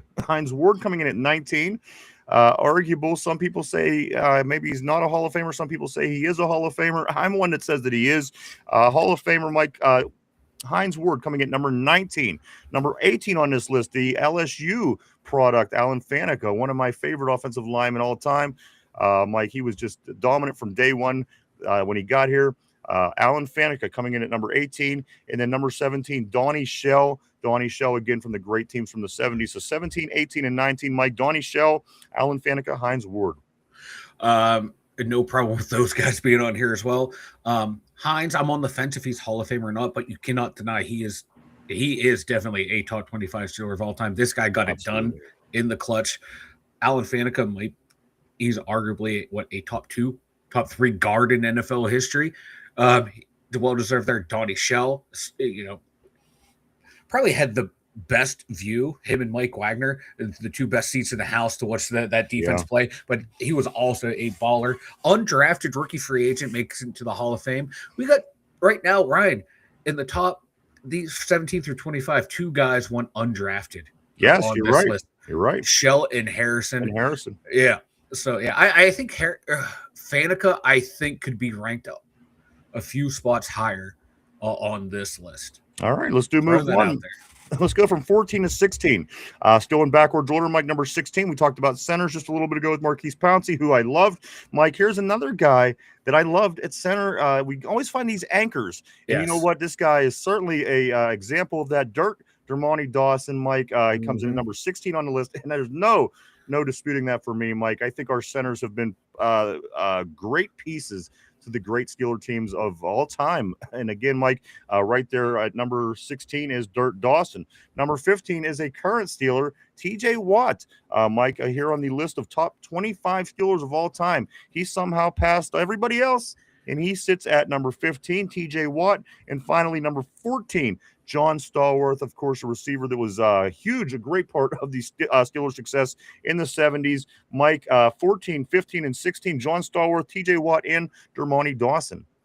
I don't have a problem with any of those guys being on here. I think now you're getting into a cluster where we've heard the name said, and we know who hasn't been said. So right here, some of these guys, it's going to be tough for them to break higher than this.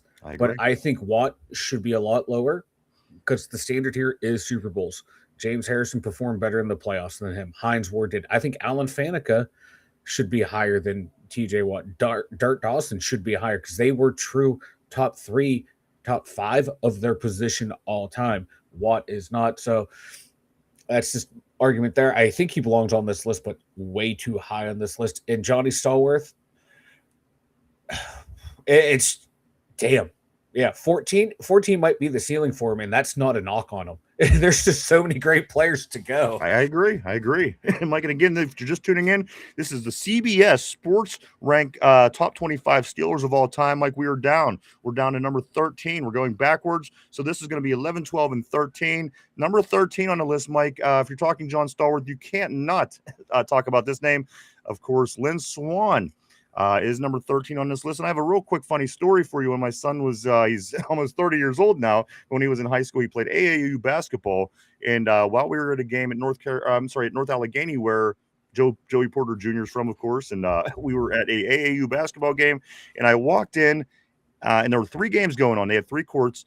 And I look in the middle court sitting there, and there was Lynn Swann sitting there watching his son, who was, I think, a year behind my son, playing his AAU game.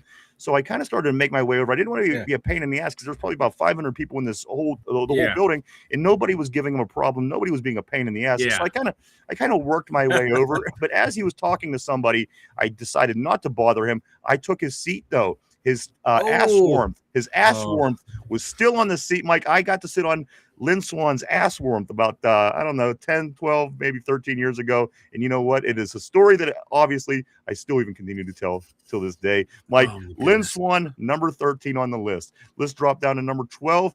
The number 12 person on this list, of course, Mike, is from Penn State. A couple guys from this list from your college. I'm not giving any hate. Matter of fact, I love them. They're Steeler greats. Mike Jack Ham comes in at number 12. Not the big name when you talk about Lambert and Ham, but it's certainly a name that has to be brought up when you do talk about Lambert, because it's always Lambert and Ham, Mike.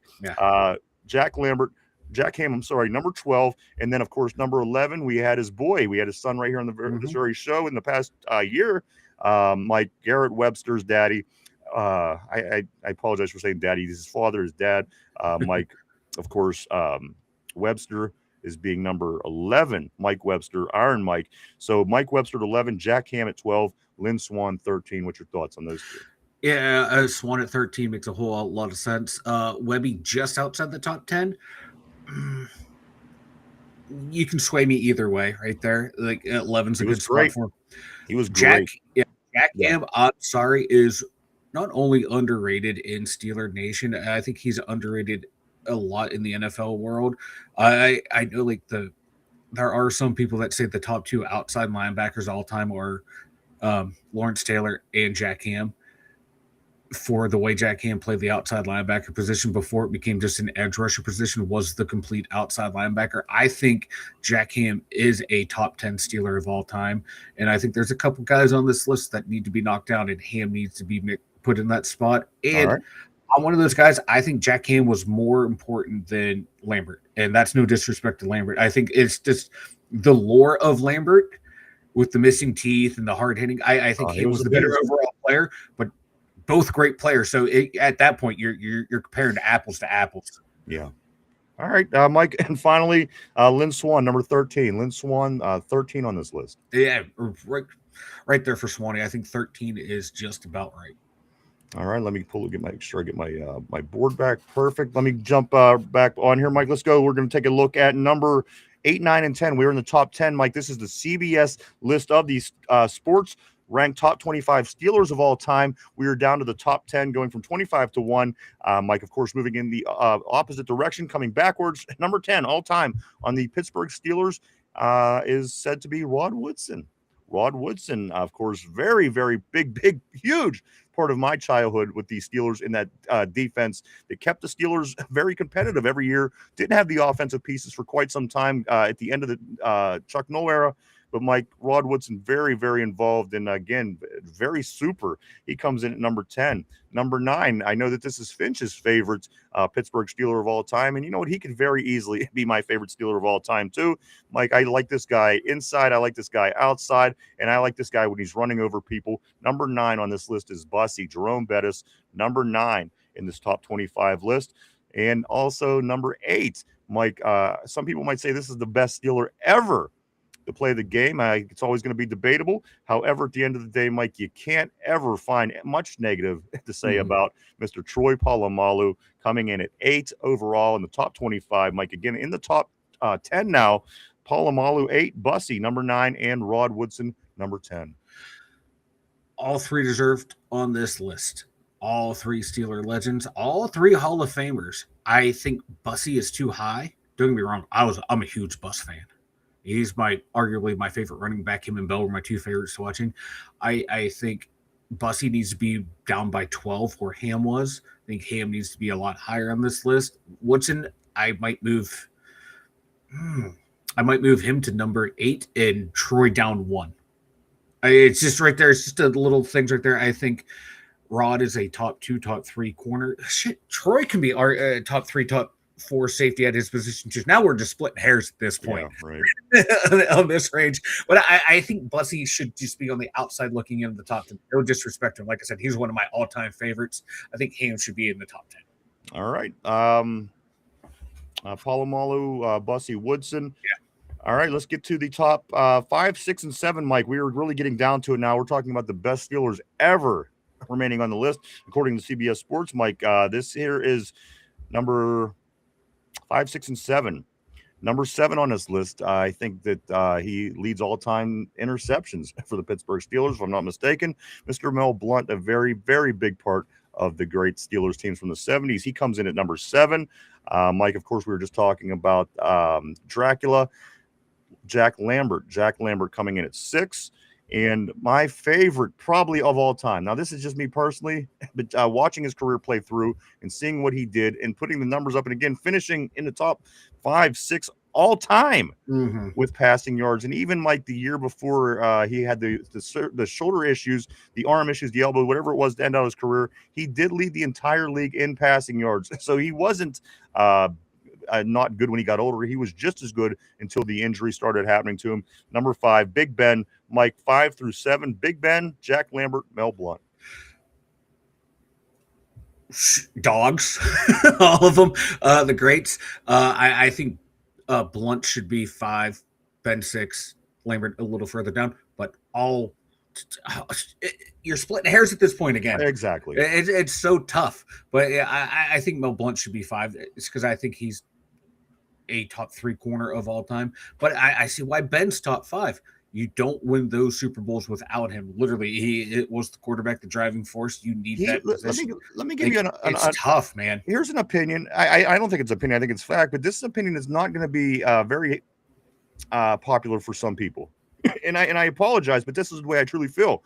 Mike, if Big Ben Roethlisberger wasn't here for the Mike Tomlin era, if we would be going through maybe some of the issues that we're going through trying to find quarterbacks and not being handed over this beautiful Lamborghini, I don't think that the Tomlin record of games above 500 or seasons above 500 exists. I think Big Ben is a huge, again, like the top 5, 6 yardage passer for the history of the NFL. Again, my opinion is not going to be popular, but again, at the end of the day, it is what it is. I don't think that Mike Tomlin's his era was anywhere as successful as it looked if Big Ben Roethlisberger wasn't his quarterback pretty much the whole time. Oh yeah, and then it can also be said too that like without Big Ben, like that Cowher era ends without a Super Bowl II, and our drought is still going from 79-80. So he did a whole hell of a lot for this franchise and 2 coaches. I mean, the thing was, though, Cowher did a lot of things before Ben got there with the improvement in the team and getting to the Super Bowl. So, again, I'm just putting these 2 guys in the conversation now. Again, if Tomlin didn't have him, because Cowher did manage to go to the playoffs and Super Bowl with Neil O'Donnell, with Cordell Stewart, with they were deciding on whether they should play Mike Tomczak or Jim Miller. Yeah. We were getting it done before Ben, and we were in AFC games many times before Ben came in. So again, that's where my argument stops with that. But at the end of the day, Ben, one of the best ever, probably my favorite still. If I had to, if money was on the line, Ben Roethlisberger probably is my favorite Steeler all time. But it's really, as you said, Mike. Yeah. Splitting the hair at that point. Once you get inside the top 10, literally it's splitting hairs. Now you get into the top 5. This is like you're splitting atoms at this point. Let's go right here. Let's go, Mike. I'm going to go with the last four. We're going to go just because Yeah. there's four. Number 4 on this list, and I think Ben belongs ahead of him. However, he's not because of the Super Bowls won, but quarterback play itself puts Ben ahead of Terry Bradshaw. Terry Bradshaw coming in at number 4, earning us 4 Super Bowls throughout the 70s. You can't take that from the guy. At the end of the day, as far as playing the position goes, I think Ben is a better quarterback, but you're talking all-time great Steelers. I think maybe the nod goes to Terry just because 4 Super Bowls in 6 years is almost impossible to do, as you see. Yeah, that is rough. 4 and 6, and the first one to win back-to-back, and the first one to do it twice. Yes, sir. Next on this list, Mike, we'll kind of go through these one at a time as we round out the last 3. Number 3 on the list, another Penn State Nittany Lion at the end of the day. Say what you will. Franco Harris, another great from that great team in the 70s. Some would argue that Steelers wouldn't be where they are without Franco being a Steeler through that period of time. Yeah, he was almost like that missing piece. Yeah. He was that final piece to the puzzle. They had all those great drafts, get him in there. And you saw, like, when he came in there that rookie year, man, how close they were to getting ready to take off. And then, boom, he cherry on top, man. And then they go Super Bowl MVP, Franco Harris. Number 2, Mike. Number 2 out of this is CBS Sports ranked top 25 Steelers of all time. We made it. We got through 3 through 25. Let's talk about the last 2 players. Now, this player for me is I can't argue it because I've read so much about it. This is the first Steeler to ever have his number retired. So again, at the end of the day, I kind of have to take people's words. But as far as me seeing Mike, he played in the 50s and into the early 60s. Ernie Stoutner, Mike, is at number 2 on this list. I personally can't make a call one way or another. I'll take most people's words. At the end of the day, there's a lot of great Steelers on this list. They got a lot of things done, won a lot of Super Bowls. Ernie Stoutner did not, Mike. He is number 2 on this list, Ernie Stoutner. Second round pick of Steelers in 1950, 9-time Pro Bowler, 4-time first team All-Pro. How's them Super Bowls, TJ Watt? I'm just saying. 1950s all-decade team. Won 2 Super Bowls as a coach with the Dallas Cowboys. So he got the 2. He got 2 there. Well, we don't have coaches on this list, so missed only 6 games over a 14-year career. So he got TJ Watt. I think that Chuck Noll would probably haven't beat on the list as far as coaches. So again, questionable to me, but we always grade and we always judge TJ because he hasn't won a playoff game. Again, Stoutner did not win any Super Bowls. So let's jump to number 1, Mike. If at this point anybody doesn't know who this is, I think we could all pretty much guess. I've read this many times. Anytime you get on Google and anything in your search engine that says, who is the greatest Steeler ever? This always is the answer. Whether you agree, whether you don't disagree, he was a bad man at the end of the day, Mike. So many people on this top 25 list could be all over this list, in my opinion. But at the end of the day, Mike, there was only one number 1 best Steeler of all time. This was the player that was basically the face of the change of the franchise that went from being the Steelers from 1933 to 1970. Mike, he is the change. He is the face of the new look Steelers, the 1970 to the 2026 Steelers. Mike, the face, the number 1 best player, according to CBS Sports, and probably to myself as well when it's all said and done. Mean Joe Green, number 1 overall, Mike. Greatest defensive lineman in history. The dude you couldn't stop him. He would just be in the huddle, like, I'm taking the ball, go back there, rip it out of the running back's hand. He was an unstoppable force. And like you said, him and Chuck Noll changed the culture. He did not tolerate losing. Like, he would pick the ball up, throw it off the field, and walk off in the fourth quarter in those early years when they were getting beat and losing, because he was like, no, we're done. Game's over. We're not winning. This is some bullshit. This team sucks. We need to go figure some shit out. He beat the fuck out of other teams to set the tone. Like, he was just a bad motherfucker in an era of bad motherfuckers, and he was the baddest motherfucker around. And that team followed suit. And he changed the tone, man. Him and Chuck Noll. And if Mean Joe Green played today, he would be he probably would have lasted the season for all of his antics. So luckily he played in the 70s, because my God, that he was the epitome of 70s football. And that is the halftime of the day, guys. That is the Steelers top 25 according to CBS Sports. Mike, the second hour of the show is going to be dedicated to defense. A lot of things to get into today about defense, but I am going to get back to the board, Mike. It's been a little while. Let's get back to the board and see what's being said. Somber says, yeah, I agree. I just don't think they'll have to invest heavily to find one. Mike Washington Jr. just fell to the 4th round. Steel Loyal says, yeah, you can get a quality running back in the 3rd, 4th round. Also, RB says this: Chamberlain is not an NFL quarterback. There's a reason he went back to college for a 6th season when his stock was at an all-time high in a pretty weak quarterback draft. He's going to get that big payday while he can. Hey, makes a lot of sense. RB follows it up by saying this because the opportunities are about to run out to make that kind of money for him in football. Doing him, which I can't say I have a problem with. Let's go here to Tortilla. Tortilla Jackson says Chambliss will be a Raven, and you know what? We will certainly take that. I want to say what's up to Justin Harrington. Welcome back to the show. He says, don't give up on Big Will, fellas. And you know what? I don't. I just simply have to see him play. And after, again, in his 2nd year with the injury last year early on in camp, I haven't had a chance. So, again, I am all for letting these guys play, let them duke it out. And then, again, I will make my opinion beyond that, but I haven't given up on him. I personally have not. Let's go to RB. RB says this: as we stand right now, the 2nd, with what we hear, there is no reason to take a quarterback in round 1 next year. I think other than a total sign of both Allar and Howard being shit makes no sense. I agree. That's kind of where I'm at. I agree with you right there, RB. Steel Loyal says this: yes, why is everyone just assuming Jesse Mintner is going to be a good head coach? He's never been a head coach in the league in his life. You're right.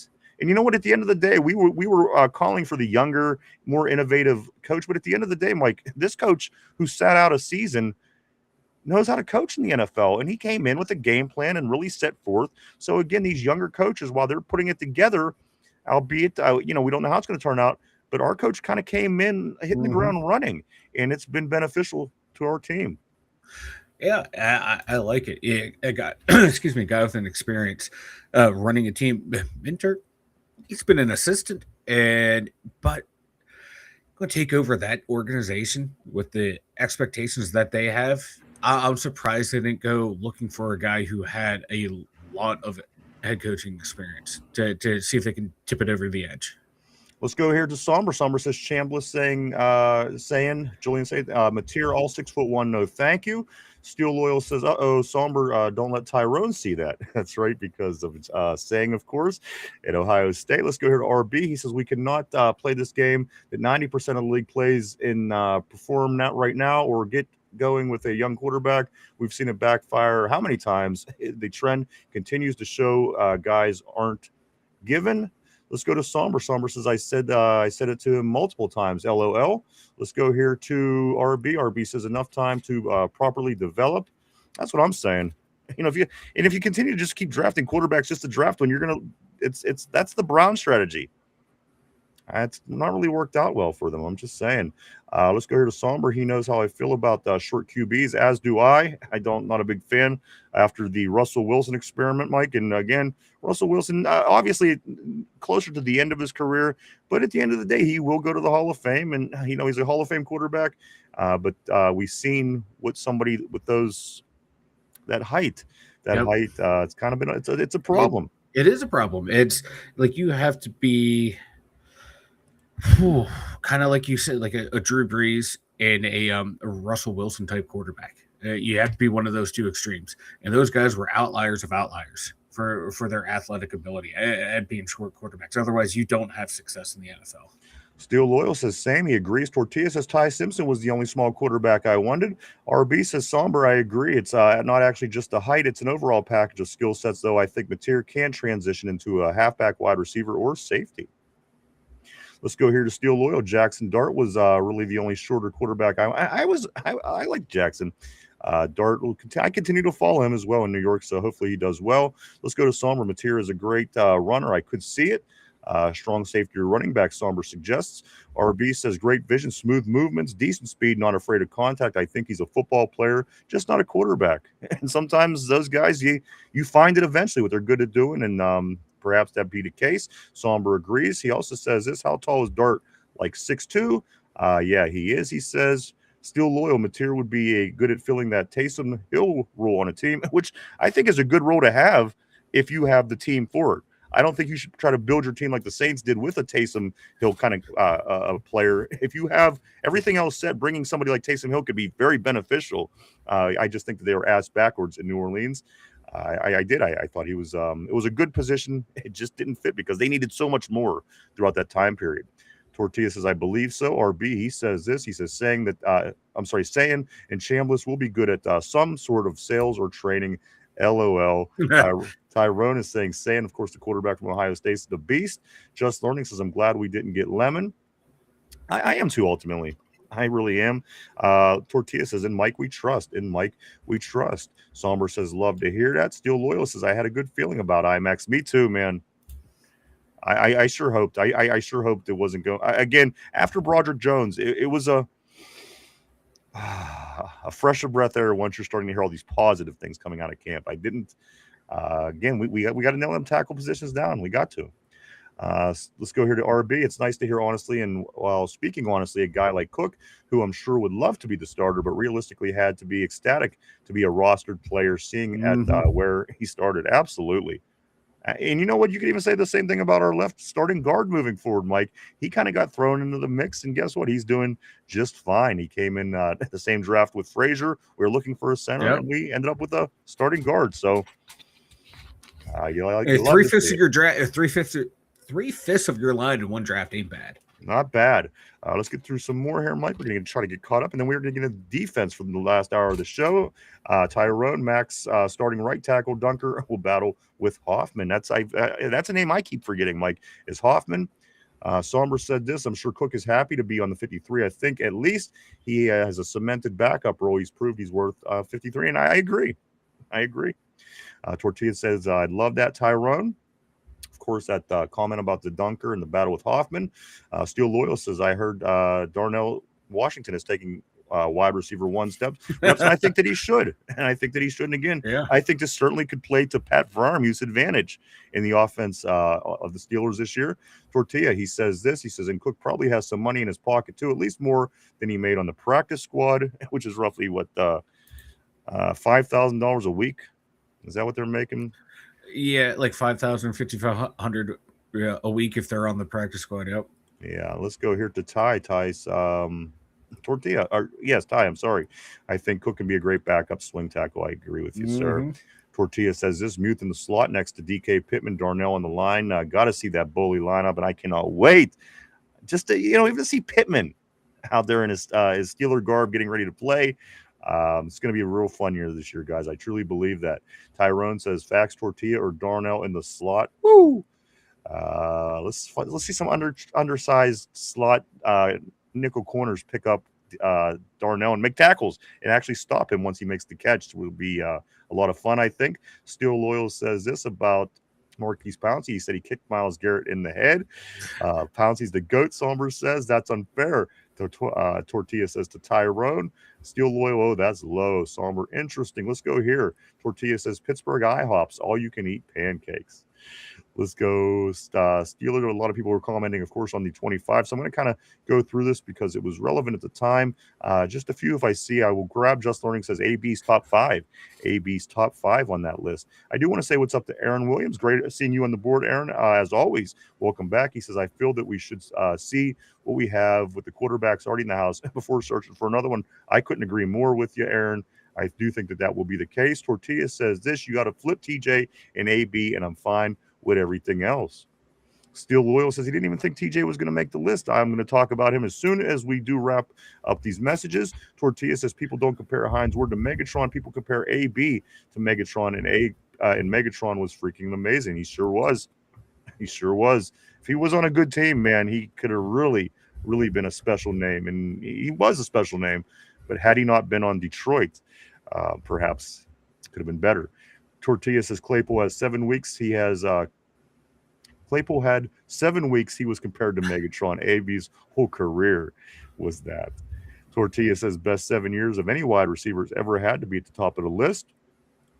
Grab Ty. Ty says AB was him. Agreed by Somber. Tortilla. Bill Belichick didn't exist without Brady. You're right. And you've seen it happen after Brady left. He went on to win a Super Bowl. The Patriots didn't look so good. Just is what it is. Tortilla got to connect with your star quarterback. Abso-freaking-lutely. That's the biggest connection in pro sports. A NFL coach and his quarterback, in my opinion, the most important relationship in pro sports. Tortilla says, I can't believe JPJ ain't on there.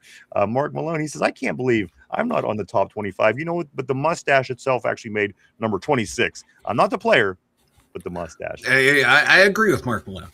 Mark Malone says he's no Mark Malone, of course. Let's go to Cody. Cody said, I do want to say what's up to my man Cody. Always great seeing you on the board. The real live McBride, Danny McBride. I said this the other day as I was watching my movies. Cody, I picture as the real life Danny McBride. He says this. Cody says Mike drinks his own pee. It's sterile, and I like the taste. You know, I didn't even read the comment. I just literally seen it was Cody, and then once I read it, it was 100 times I was better like, than I thought it was going to be. That's like a long-winded intro for that quick little joke. Yes. Let's do go right here to Ty. Ty says, Mark, you're not top 25 because you tried and trade the future Hall of Famer. And I do want to say what's up, my man. Mike and I were just talking about you yesterday off the air. Great to see Phil is still back. Of course, one of the permanent fixtures during the season every year. USA, USA, USA, go USA. Of course, referring to the soccer game coming up immediately after our show. Field of Steel says, what up, 90 haters? Field of Steel, baby. Great seeing you, my man. Somber LOL Tortilla says, damn, it's been a minute at Phil. And I couldn't agree with you more. We were just talking about you yesterday. Wondering how you've been. Couldn't wait to see you back. Field of Steel back on the terrible board. Mike, we're going to get into defense for the remainder of the show. But I do want to say this before we do get started, guys. If you were excited about camp being just 86 days away, we're going to take a couple days off of that here, Mike, when we come back on Monday. And we're going to be in the low 80s, if you could even believe that. But, guys, even before that, on July 28th, just a little over a month away, the Steelers will be pulling up at St. Vincent College in Latrobe, getting ready for training camp. The next day will start 7/29. That is July 29th. Camp starts August 3rd. They start with pads. August 8th is going to be Saturday Night Lights. They changed it up a little bit this year under McCarthy. Mike, the Friday Night Lights are not anymore, but the Saturday Night Lights are on August 8th. And finally, the final day of training camp will be August 17, guys. And that's all coinciding with preseason. It all comes together so beautifully, as it always does. Let's get into some defensive talk. Mike, I see that this is a perfect time to see Phil. Phil says all is great. I'm so excited. He says this, I told you fellas, no excuses for 90 and Steel D week 1. I want a shutout. What's going on, Phil? Everybody's happy to see Phil the Steel. Mike, Phil on the board. Steel in the house. He missed it a couple days ago, man, when we were talking about his boy Watt. He was needed. I'm actually, Mike, I'm going to use this as a perfect segue to get into the very next thing I want to talk about Watt here. Let's talk about right here where I'll start. Listen, I got some that's favorable, some that might be not. Let me start with the favorable. TJ Watt, Alex Highsmith, Nick Herbig. Who do you guys think is going to have the most sacks out of the three big pass rushers? Of course, making the deal with Nick Herbig just a couple weeks ago. Alex Highsmith, a solid piece on this defense for years. And TJ Watt, of course, TJ Watt, everybody knows him. What do you guys think? Who's going to have the most sacks out of all three of these guys this year, Mike? I think the one that needs to have the most sacks should be TJ Watt. I think his numbers, everybody wants to see them improve and increase this year. But throw your opinions on the board, guys. If you think TJ is going to have the most sacks, throw it up there. If you think that Alex is going to have the most sacks, throw it up there. If you think that Nick is going to have the most sacks, Mike, this is what I'm wondering how people are feeling about these three. We have three really good rushers. Yeah. Bill is still saying it's 90 or nothing. It's TJ Watt or nothing. Let me know what you think. Is it going to be TJ? Is it going to be Alex? Or is it going to be Nick? Which one of these three are going to lead the way with sacks this year? Mike, what's your thought on that? I think it's going to be Herbig. I think he's going to want to go out there and prove that he was worthy of that contract. He led the team last year in sacks. So why not again this year? I think he's the most versatile of the three. He can play outside. He can rush up the middle as well. He's so quick off the line right now. I think they're going to be doing some fun things where he's blitzing inside and he's going to just take teams by surprise up the middle. So I think he gets it this year. Listen, I think they all do well. I think Alex Highsmith lands somewhere right around 10, give or take. I think that Herbig might do it, Mike. I honestly, this is kind of my opinion, almost exactly to a T to what you said would be my opinion, Mike. And TJ Watt, he's still the question mark for me overall. Again, I say what you want. His numbers have been declining each year, so this is a pivotal season for me to see what TJ Watt's going to do. Is he going to continue that trend, or is he going to keep average, or is he going to have an exceptional season, Mike, and really show us that we were wrong this whole time? Again, I just don't know which TJ we'll see. That really is what it comes down to. Yeah. But I agree with you, Mike. I'm giving the nod to the big earner, the guy that just got his big contract. I'm leaning toward Nick Herbig. Me too, but I'm also thinking too, it might be who out of the three plays the most games. They all miss time. You're right, they sure do. So it might be who's the most healthy out of the three. Sommer, you're 100% right. He agrees. He says, yeah, it's hard to know until we see the snap count. But I think that this defense wants to get all three of these guys very involved, and being creative with them certainly plays to their benefit. Let's go down. Let me catch a couple here. Sommer says, it's so loud in this club. Y'all come here often. Phil says it's 90 or nothing all day, big baby. Mark Malone says the Watt man. Somber says, yeah, hard to know until we see the snap count, and that I couldn't agree with you more. And feel the steal, no excuses for 90 and 26. And I agree. And I agree with you. And I hope, listen, whatever my opinion may be throughout the course of the year, I want TJ to play well. A matter of fact, I want him to play to the level of money that we're paying him. That's how much I like him. I want him to succeed and do that. But again, will he be able to do that at 32 years old? It's hard. Is that what is he, 32 this year, Mike? For what? Or how old is he? I think 32 sounds right. That's good. I don't need. Yeah, if you want to, all right, if you want to confirm it, go ahead. Actually, I am, because it's right there in the quick find. 31. He'll be October 11th.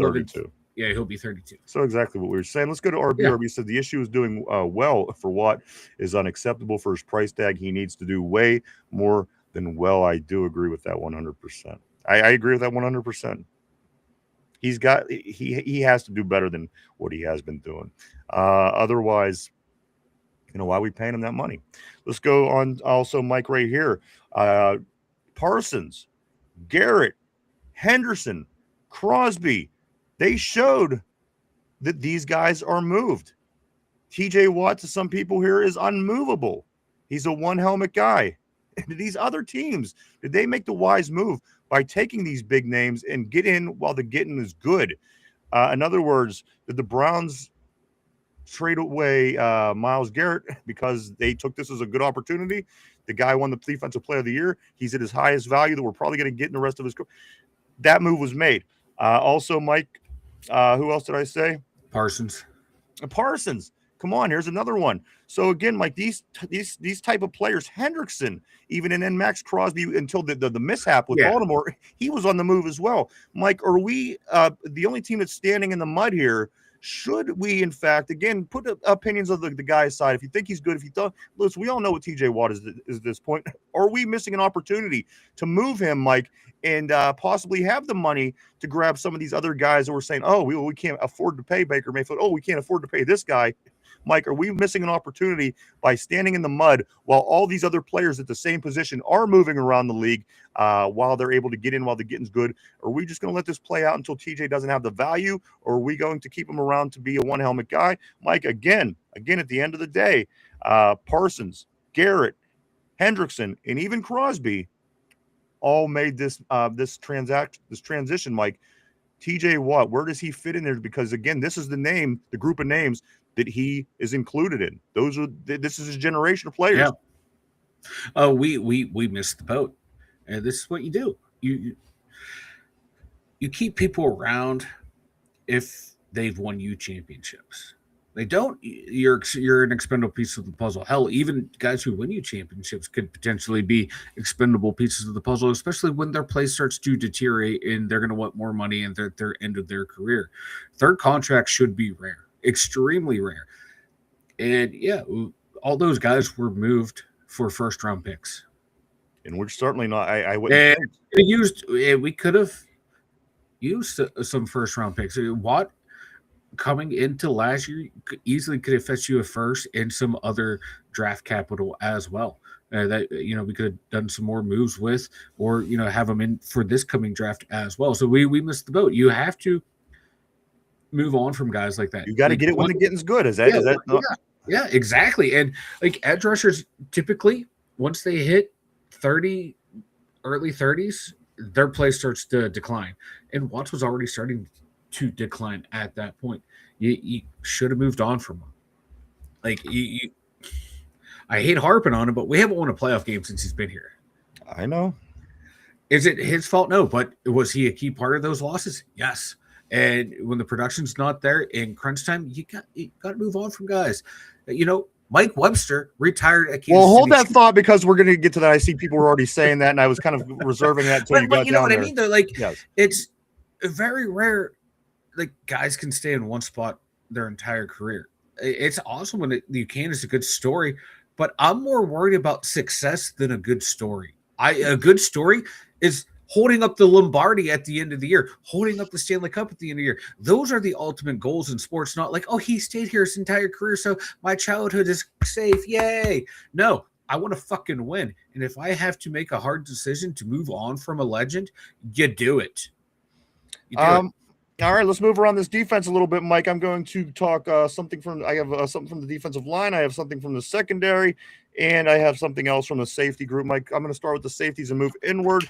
Our man Castro, Mike, he makes a comment that kind of caught my attention. Am I looking into this more than I should be?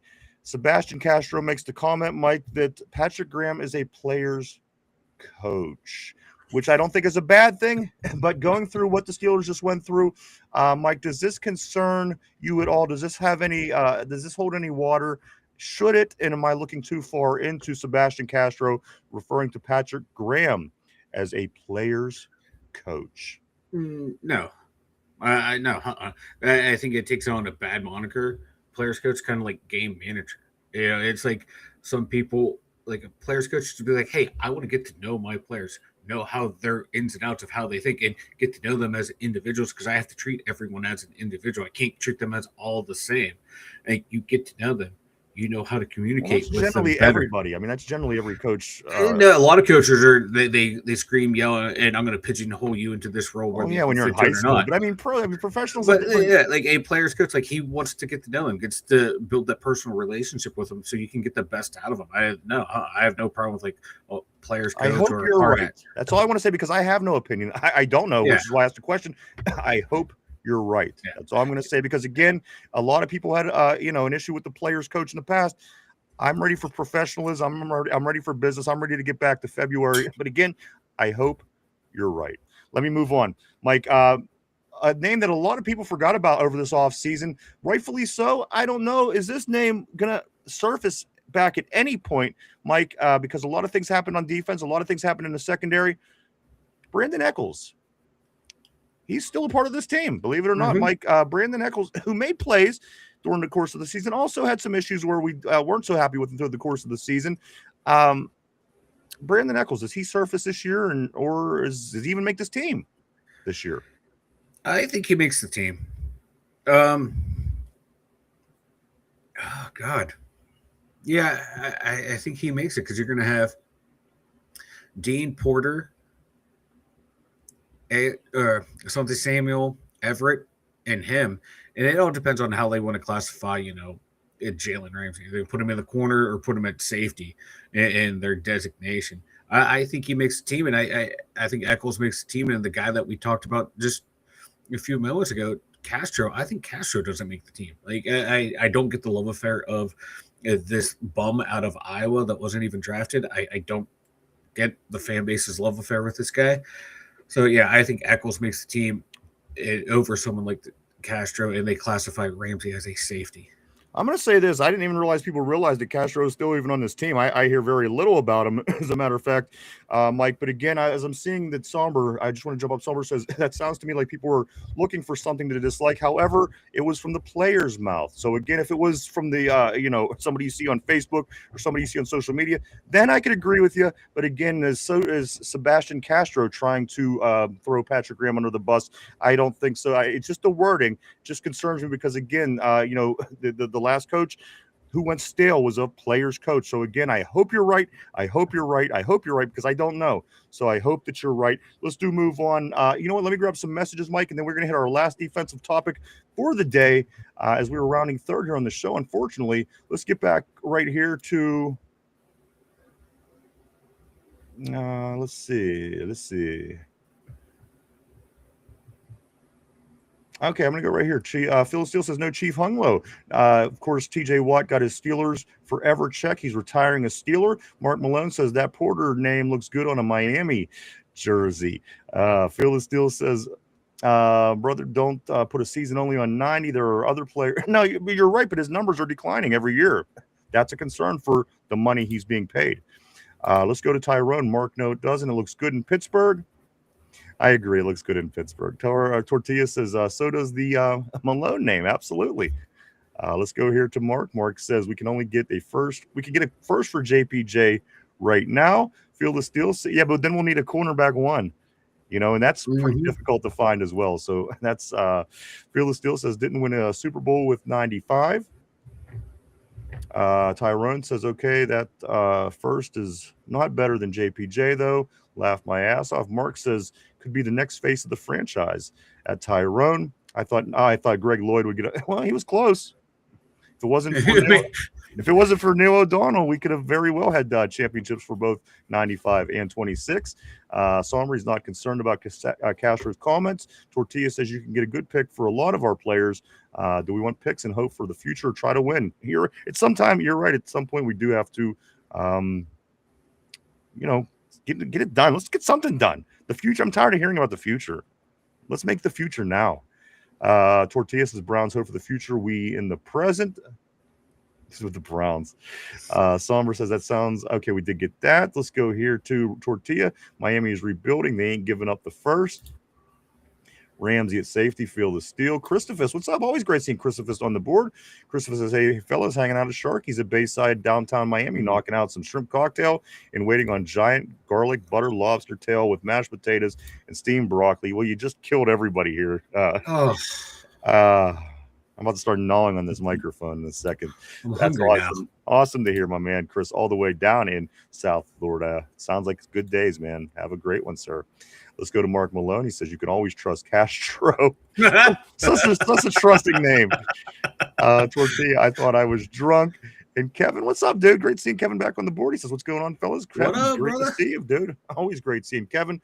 Guys, my final topic of the day. This was from Sports Illustrated this morning. I read this, Mike, online. Sports Illustrated recommends this. Steelers should swoop in and see what it would take to land star Jalen Carter. Mike saying that this would change everything. And for everybody who's going, we have a 40-year-old tackle right now. Jalen Carter's still very young, still very athletic. I loved him. A high pick a few years ago in the draft. Matter of fact, it was the year that Kenny came, and people were saying, well, let's not take Kenny. Let's take Jalen Carter. Mike, if we could pull Jalen Carter, that goes a long way for fixing this defensive line moving forward. Whatever your opinion is about him, he's better than, again, I would rather have him than a 40-year-old tackle. That's just my opinion. Add that to the other offensive youth or defensive line youth that we have. I'm talking about Harmon. I'm talking about Black. I'm talking about everything we got going on. I would like to see Jalen Carter here in the black and gold. And even though he's a spitter, that's fine. Because guess what? I don't care. As long as he's on my team, the spitting can happen. As long as he does not get caught. God. His rookie year, yes, I definitely would have wanted him. He dove under a center's legs to try to intercept the dude spiking the ball. Yeah. The guy has some good football sense. I've never seen anybody do that. I've never seen anybody dive under a center's leg at snap to try to intercept a ball getting spiked. The guy got talent. Like, I mean, come on. Say what you want. He had some trouble. He got in that auto trouble when he was out of college. He spit, blah, blah, blah. I get that. But, boy, would he be an improvement to this defensive line for possibly years to come. I think for pass rush, yeah, he will. But his run defense, where we've been lacking for the longest time, that's where his play has degraded. Now, if you can get him here with new coaching staff, new scheme, could that improve? It might, but I just don't know how much it would cost to get him like via trade. I just like every year, like some of his numbers go down. Like sacks are down, tackles for loss are down, pressures are down, quarterback hits are down. So like his best years were years 1 and year 2. Last year he took a step back. Now could that just be the way he was used? I don't know. Mike, He only played like 11 games last our year. quarterback money, defensive players numbers been going down every year for the past 3 years. I mean, Yeah, so we get another guy where his play goes down too. I don't know if that's I wouldn't. I'm just saying that the guy that's making all the money is still on the team. So what's the difference if his yards go if his play is going down? I mean, it's kind of contradicting what's being said. If that was the issue, if that was what was important, then TJ should be a bigger conversation. I'm just saying I would love to have Jalen. I think he'd be a great part to this defense. That's my opinion. I'd love to have him, but I do understand where you're saying here. His rookie year, man, fuck yeah, I wanted him big time. But the past 2 years, seeing the production go down. I think in the right defense, he would do just fine. He's still young though too. It has a lot of time to turn it around and stuff. Like I get where you're coming from. The talent is there, so you don't know if it's a scheme. Is it just they're phasing him out like other players? I don't know. But like just looking at raw stats and stuff, it's like. But I haven't really watched the film on him since his rookie year. He's solid, man. He's solid. Again, remember, we have a 40-year-old tackle. That's all I'm saying. So at the end of the day, guys, he is at the opposite end of the spectrum. I don't know. I'm just saying. Just wanted to throw that out there. Let's grab some more messages, Mike, as this is just where we are in this part of the show today. I'm going to go right here to Mark Maloney says Everett ASJ cornerback 1 and cornerback 2. Let's go to Phil. Phil says shrimp cocktail, baby. That's right, all day. Christopher in South Florida living it up. Let's go to Somber. Great, I'm making eggs with cheese, hash browns, bacon burrito. That sounds fantastic as well. Somber follows it up by saying we don't want any spit. I would have taken Romanowski back in the day. You see what I'm saying? Like some people, guys, I don't know. I like a good tough guy. I like a good guy that spits in people's faces every now and then. I just do. I don't know. And that could bring some of the nastiness back into a defense like the Steelers. Felix still says I'm having Taco Bell. That is freaking sounds great, as a matter of fact. Follow that up by Taco Bell and USA Soccer here in 11 minutes. That's right, guys. The USA-Australia game does start in 11 minutes. So we're going to kind of start moving along. Tortilla, bro, stealing Tyrone's thunder. Kevin says this, yes, still one back from the Eagles. Exactly. Payback for stealing Lemon in the draft. There you go. But I really like Carter. He's a badass. He is, dude. He's a badass. Him, Harmon, Benton, bring it on. I think Benton beyond this year might not be here, Kev, but that's just me. Again, I don't know if we're going to be able to pay him. Again, I know we want JPJ. I know we want him paid.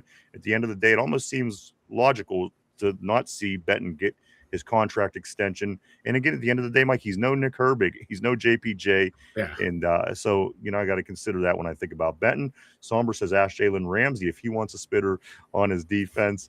Also, let's go here to Kevin. Kevin says, but I'm happy with the way the draft. I am too. I'm happy too. Phil still says, facts. Trade for Carter. That's where I'm at, Kev. Let's go here. Kevin follows it up by saying, let Omar get one back on them Eagles. And Christopher says, as guys, it's packed here at Sharkies with scantily dressed, sexy women here to watch Team USA versus Australia. I would trade places with you. I would if I had the technology capabilities. I would do it with you in a minute. It sounds wonderful. Sounds like a great time down in South Florida. I hope you have a blast, buddy. Mike, let's get let's go and tell everybody about the website. The2dumyinzers.com. It's over there. We got articles galore. We got all our social media links. If you can't follow them along down there, there's all clickable over there. If you like this sort of things too, we got the merch store over at the2dumyinzers.com. Go check it out, everybody. A lot of cool stuff over there. Mike has redone the site a couple months ago, and I think it looks fantastic. Go check us out at www.the2dumyinzers.com. That's www.the2dumyinzers.com. Kevin says this time to reconstruct TJ's contract. And you know what? This has been a conversation here on the show for quite some time. The local cronies, they seem to pick that up and finally started talking about it, and I don't think it's a terrible idea to have the conversation at least. And then Christopher says, wish you guys were here, wish we were too, man. Get that big win. Right. Enjoy yourself, get some delicious grub. You can bring home that win as the USA Australia World Cup soccer game is coming in 10 minutes, guys. Mike, a few things we want to do is get to this trivia question of the day. And my man, look at this. They're showing up. The greats are here today. The greats are here. I see Jamal in the house again. I do want to say what's up to my man, gang, my brethren, Mike. All the names of the season, regular season are popping up. You got to love it here in mid-June. It's tough, because sometimes the news is not always there in mid-June. Great to see you, Phil. Great to see Jamal, everybody. Kevin, certainly brand new on the terrible board. Love seeing you guys.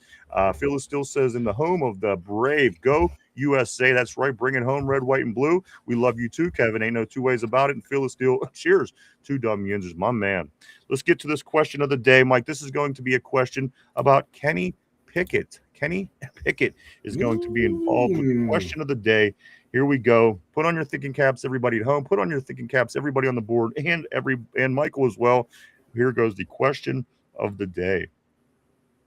Kenny Pickett was the only first-round quarterback selected in the 2022 draft. There was no second-round quarterbacks selected in the 2022 draft. Mike, can you name the 3 quarterbacks that were selected in the third round of the 2022 draft? Let me say this again. Kenny Pickett was the only first-round quarterback selected in 2022. There were no quarterbacks selected in the second round. Guys, the question of the day is, who are the 3 quarterbacks that were drafted in the third round of Kenny Pickett's 2022 draft? Take a moment to think that over, guys. We're live 5 days a week, right here, Monday through Friday, 11:30 a.m. to 3 o'clock p.m. every day, right here on the Tube.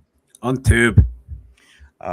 me grab a couple messages here, Mike, while you're thinking on that. 34 hands, tortilla, black magic. My man Jamal says, sorry, I missed this week. Just to let you know, just know you guys are always with me in my spirits. As to you, and if you're bouncing right now, you're sticking around, I do want to say to you, my friend, happy Father's Day. I hope you have a great weekend, and to everybody, happy Juneteenth. Great to see everybody today. Is a real nice treat seeing some of the regular season names, the regular season regulars popping in here in mid-June. Again, thank you guys. We can't thank you enough. Somber says this question of the day is depressing. Tortilla has some answers on the board. Tortilla, like he's taking some guesses. He says Sam Howell. You knew I was a Sam Howell guy.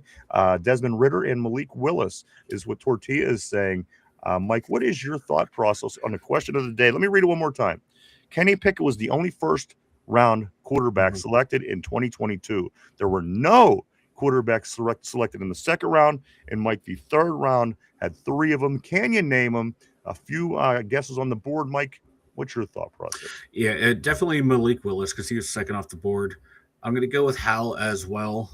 I thought he was 5th, but he might have been 3rd. And I think Tortilla got it with Desmond Ridder there in the 3rd round too. All right, so that's your final answer? Yeah, I'm copying my boy Tortilla. This is why he's number 1 on the Friends board. All right, and I'm seeing Kevin saying Purdy, Willis, and Ridder. I think those aren't bad guesses either. Mike, so your final answer is going to be Ridder, Willis, and Howell.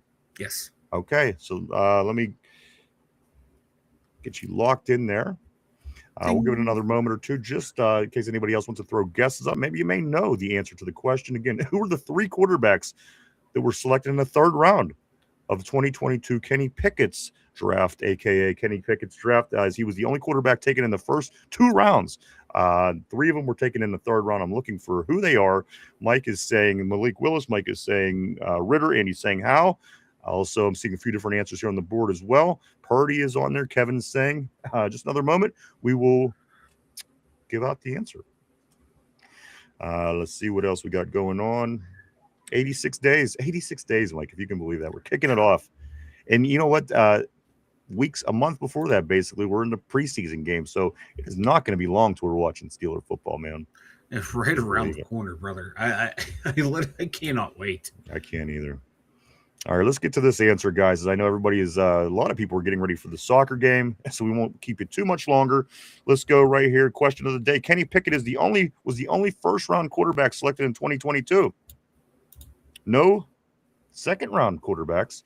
3 in the third round. Can you name them? Here is the answer, Mike. You did say this.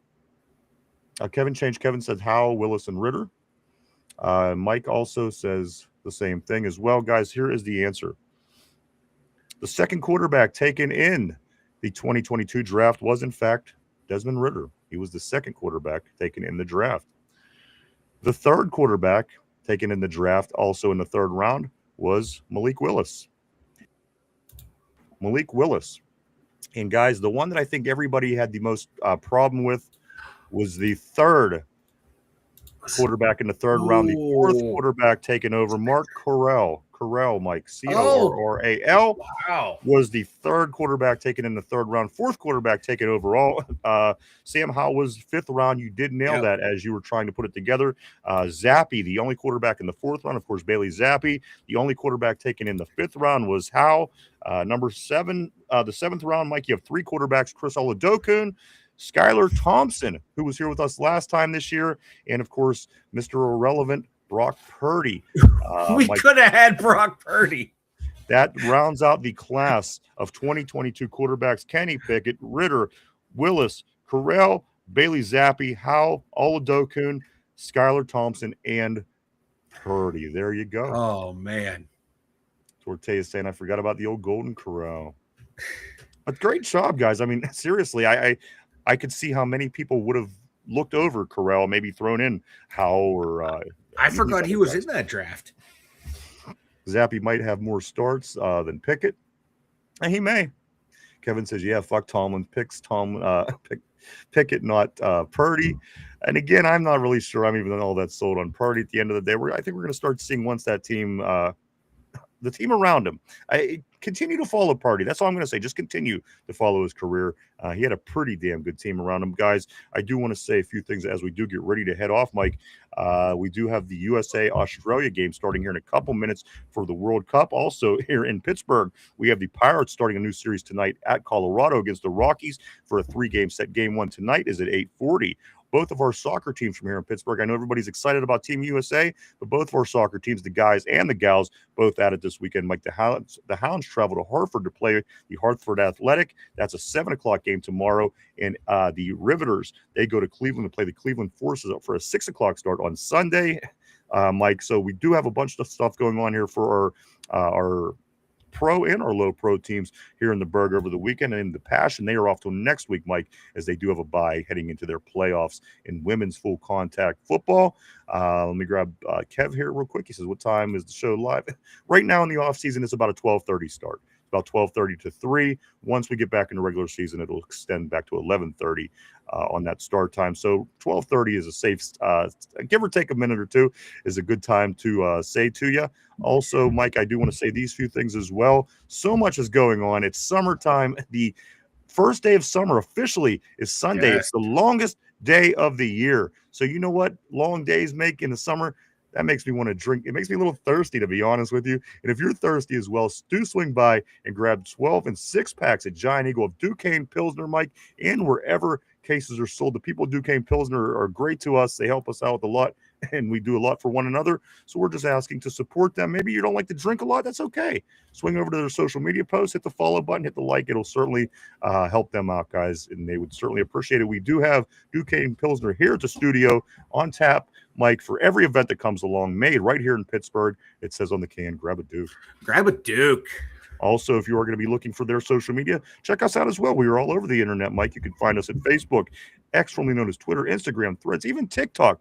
Swing by and hit the follow button. Keep up with what's going on with the two Dum Yinzers on a day-to-day basis. And finally, if you haven't had a chance yet, do hit the like button. Hit the like button down below. Hit the like, the sub, the share. Leave a comment. It all helps us out, guys, with the algorithm, the way it pushes things out. We appreciate it all. Thank you so much. Yes. Mike, your thought today's show.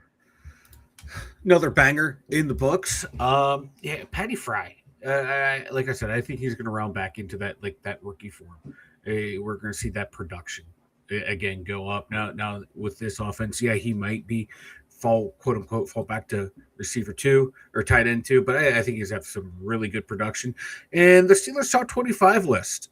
How Cam Hayward made it, I don't know. How Watt made it that high, I don't know. But not a bad list. And like I said, once you get to usually around like guy number 15, you're splitting hairs to get 1 through 15. And then 1 through 5 was talk about splitting hairs, man. We're splitting atoms at that point. That's a damn proud tradition.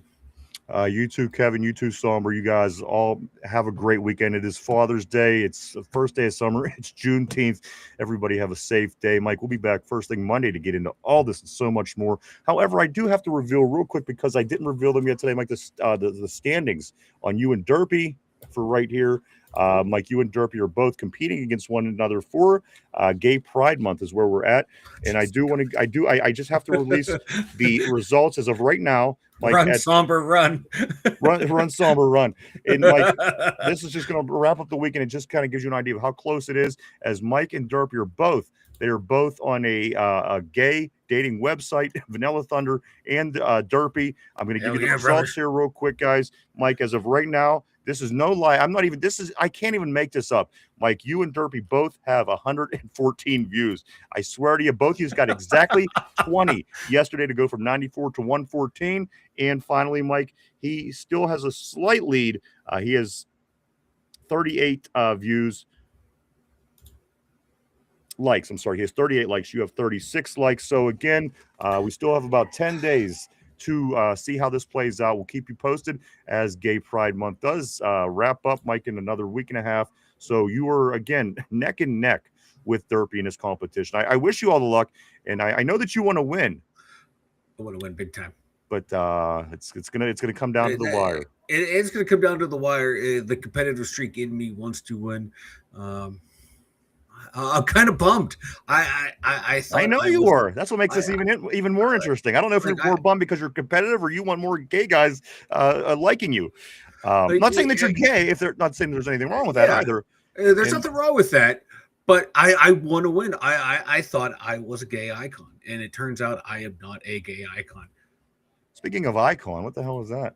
It was above my head. Our boy, Kevin asked about, Oh, there you go. That's right. So if there's other places to donate and stuff, I know we don't like to, ask people for money, but if they do ask, like there's a couple spots up there, or we have a Venmo and a Cash App up there as well. If anyone wants to, that's your prerogative.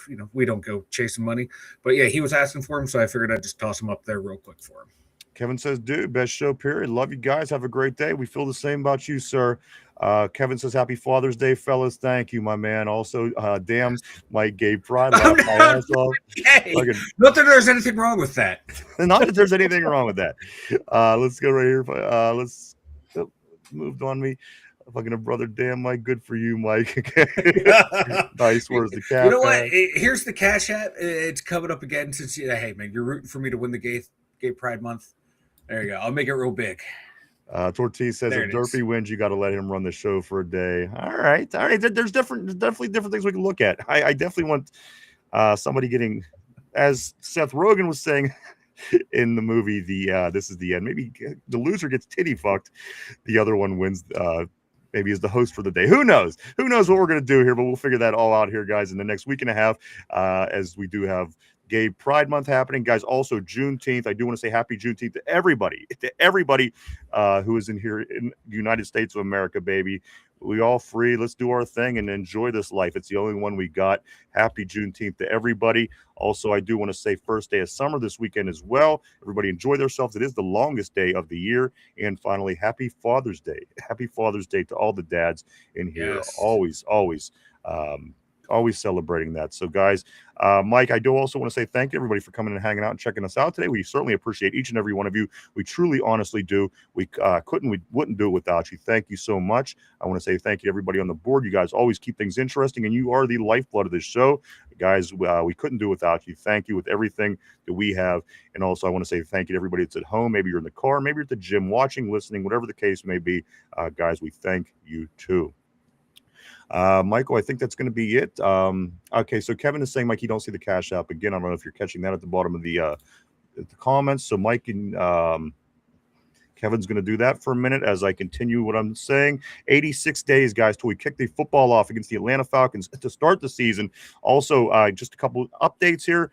Guys, camp starts in 1 month and 10 days. That's right, July 28th. They're going to start showing up. The Steelers are going to start showing up at St. Vincent College in at St. Vincent College in Latrobe. The 29th, camp starts On the 3rd of August is first day of pads. On the day of August 8th is the Friday night lights turns to Saturday night lights. Under Coach McCarthy, it's now Saturday night lights. Again, that is the 8th of August. And finally, the last day of camp is the 17th of August. It's all coming up so soon. I know you guys are excited as I am. And again, let's blow through this weekend. We'll get back at it and keep them days coming off the calendar, Mike, like them advent calendars you see at Christmas is basically what it is now, as we are just a little over a month away from camp. Yeah, it's I can't wait, man. I can't wait. We should make an advent calendar, start peeling away, start taking shots. I like it. And I hope that Tortilla's okay. I know that he's been hitting the shots all day on the board. Let's hope that he is still conscious. But guys, thank you so much to everybody for coming and hanging out. And again, we'll be back Monday to get into all this stuff, so much more. Don't forget the USA-Australia game, and the World Cup is going on right now as we speak. I'm probably going to go check that out myself. Mike, I don't think that there's anything else that I have here. No, man. Again, I been covered on my head. JPJ made Tortilla and Alki. Guys, again, happy Father's Day, who it applies to. Everybody has a dad. So at the end of the day, happy Father's Day wishes to everybody. Guys, I do want to say this as well. Happy Juneteenth. Everybody have a safe weekend. Stay cool. Try to enjoy. Lots of different Pittsburgh sports going on you can check in on. Other than that, we'll be back Monday to do it all over again. Mike, I'm going to come around you one more time. Speak now or forever hold your peace.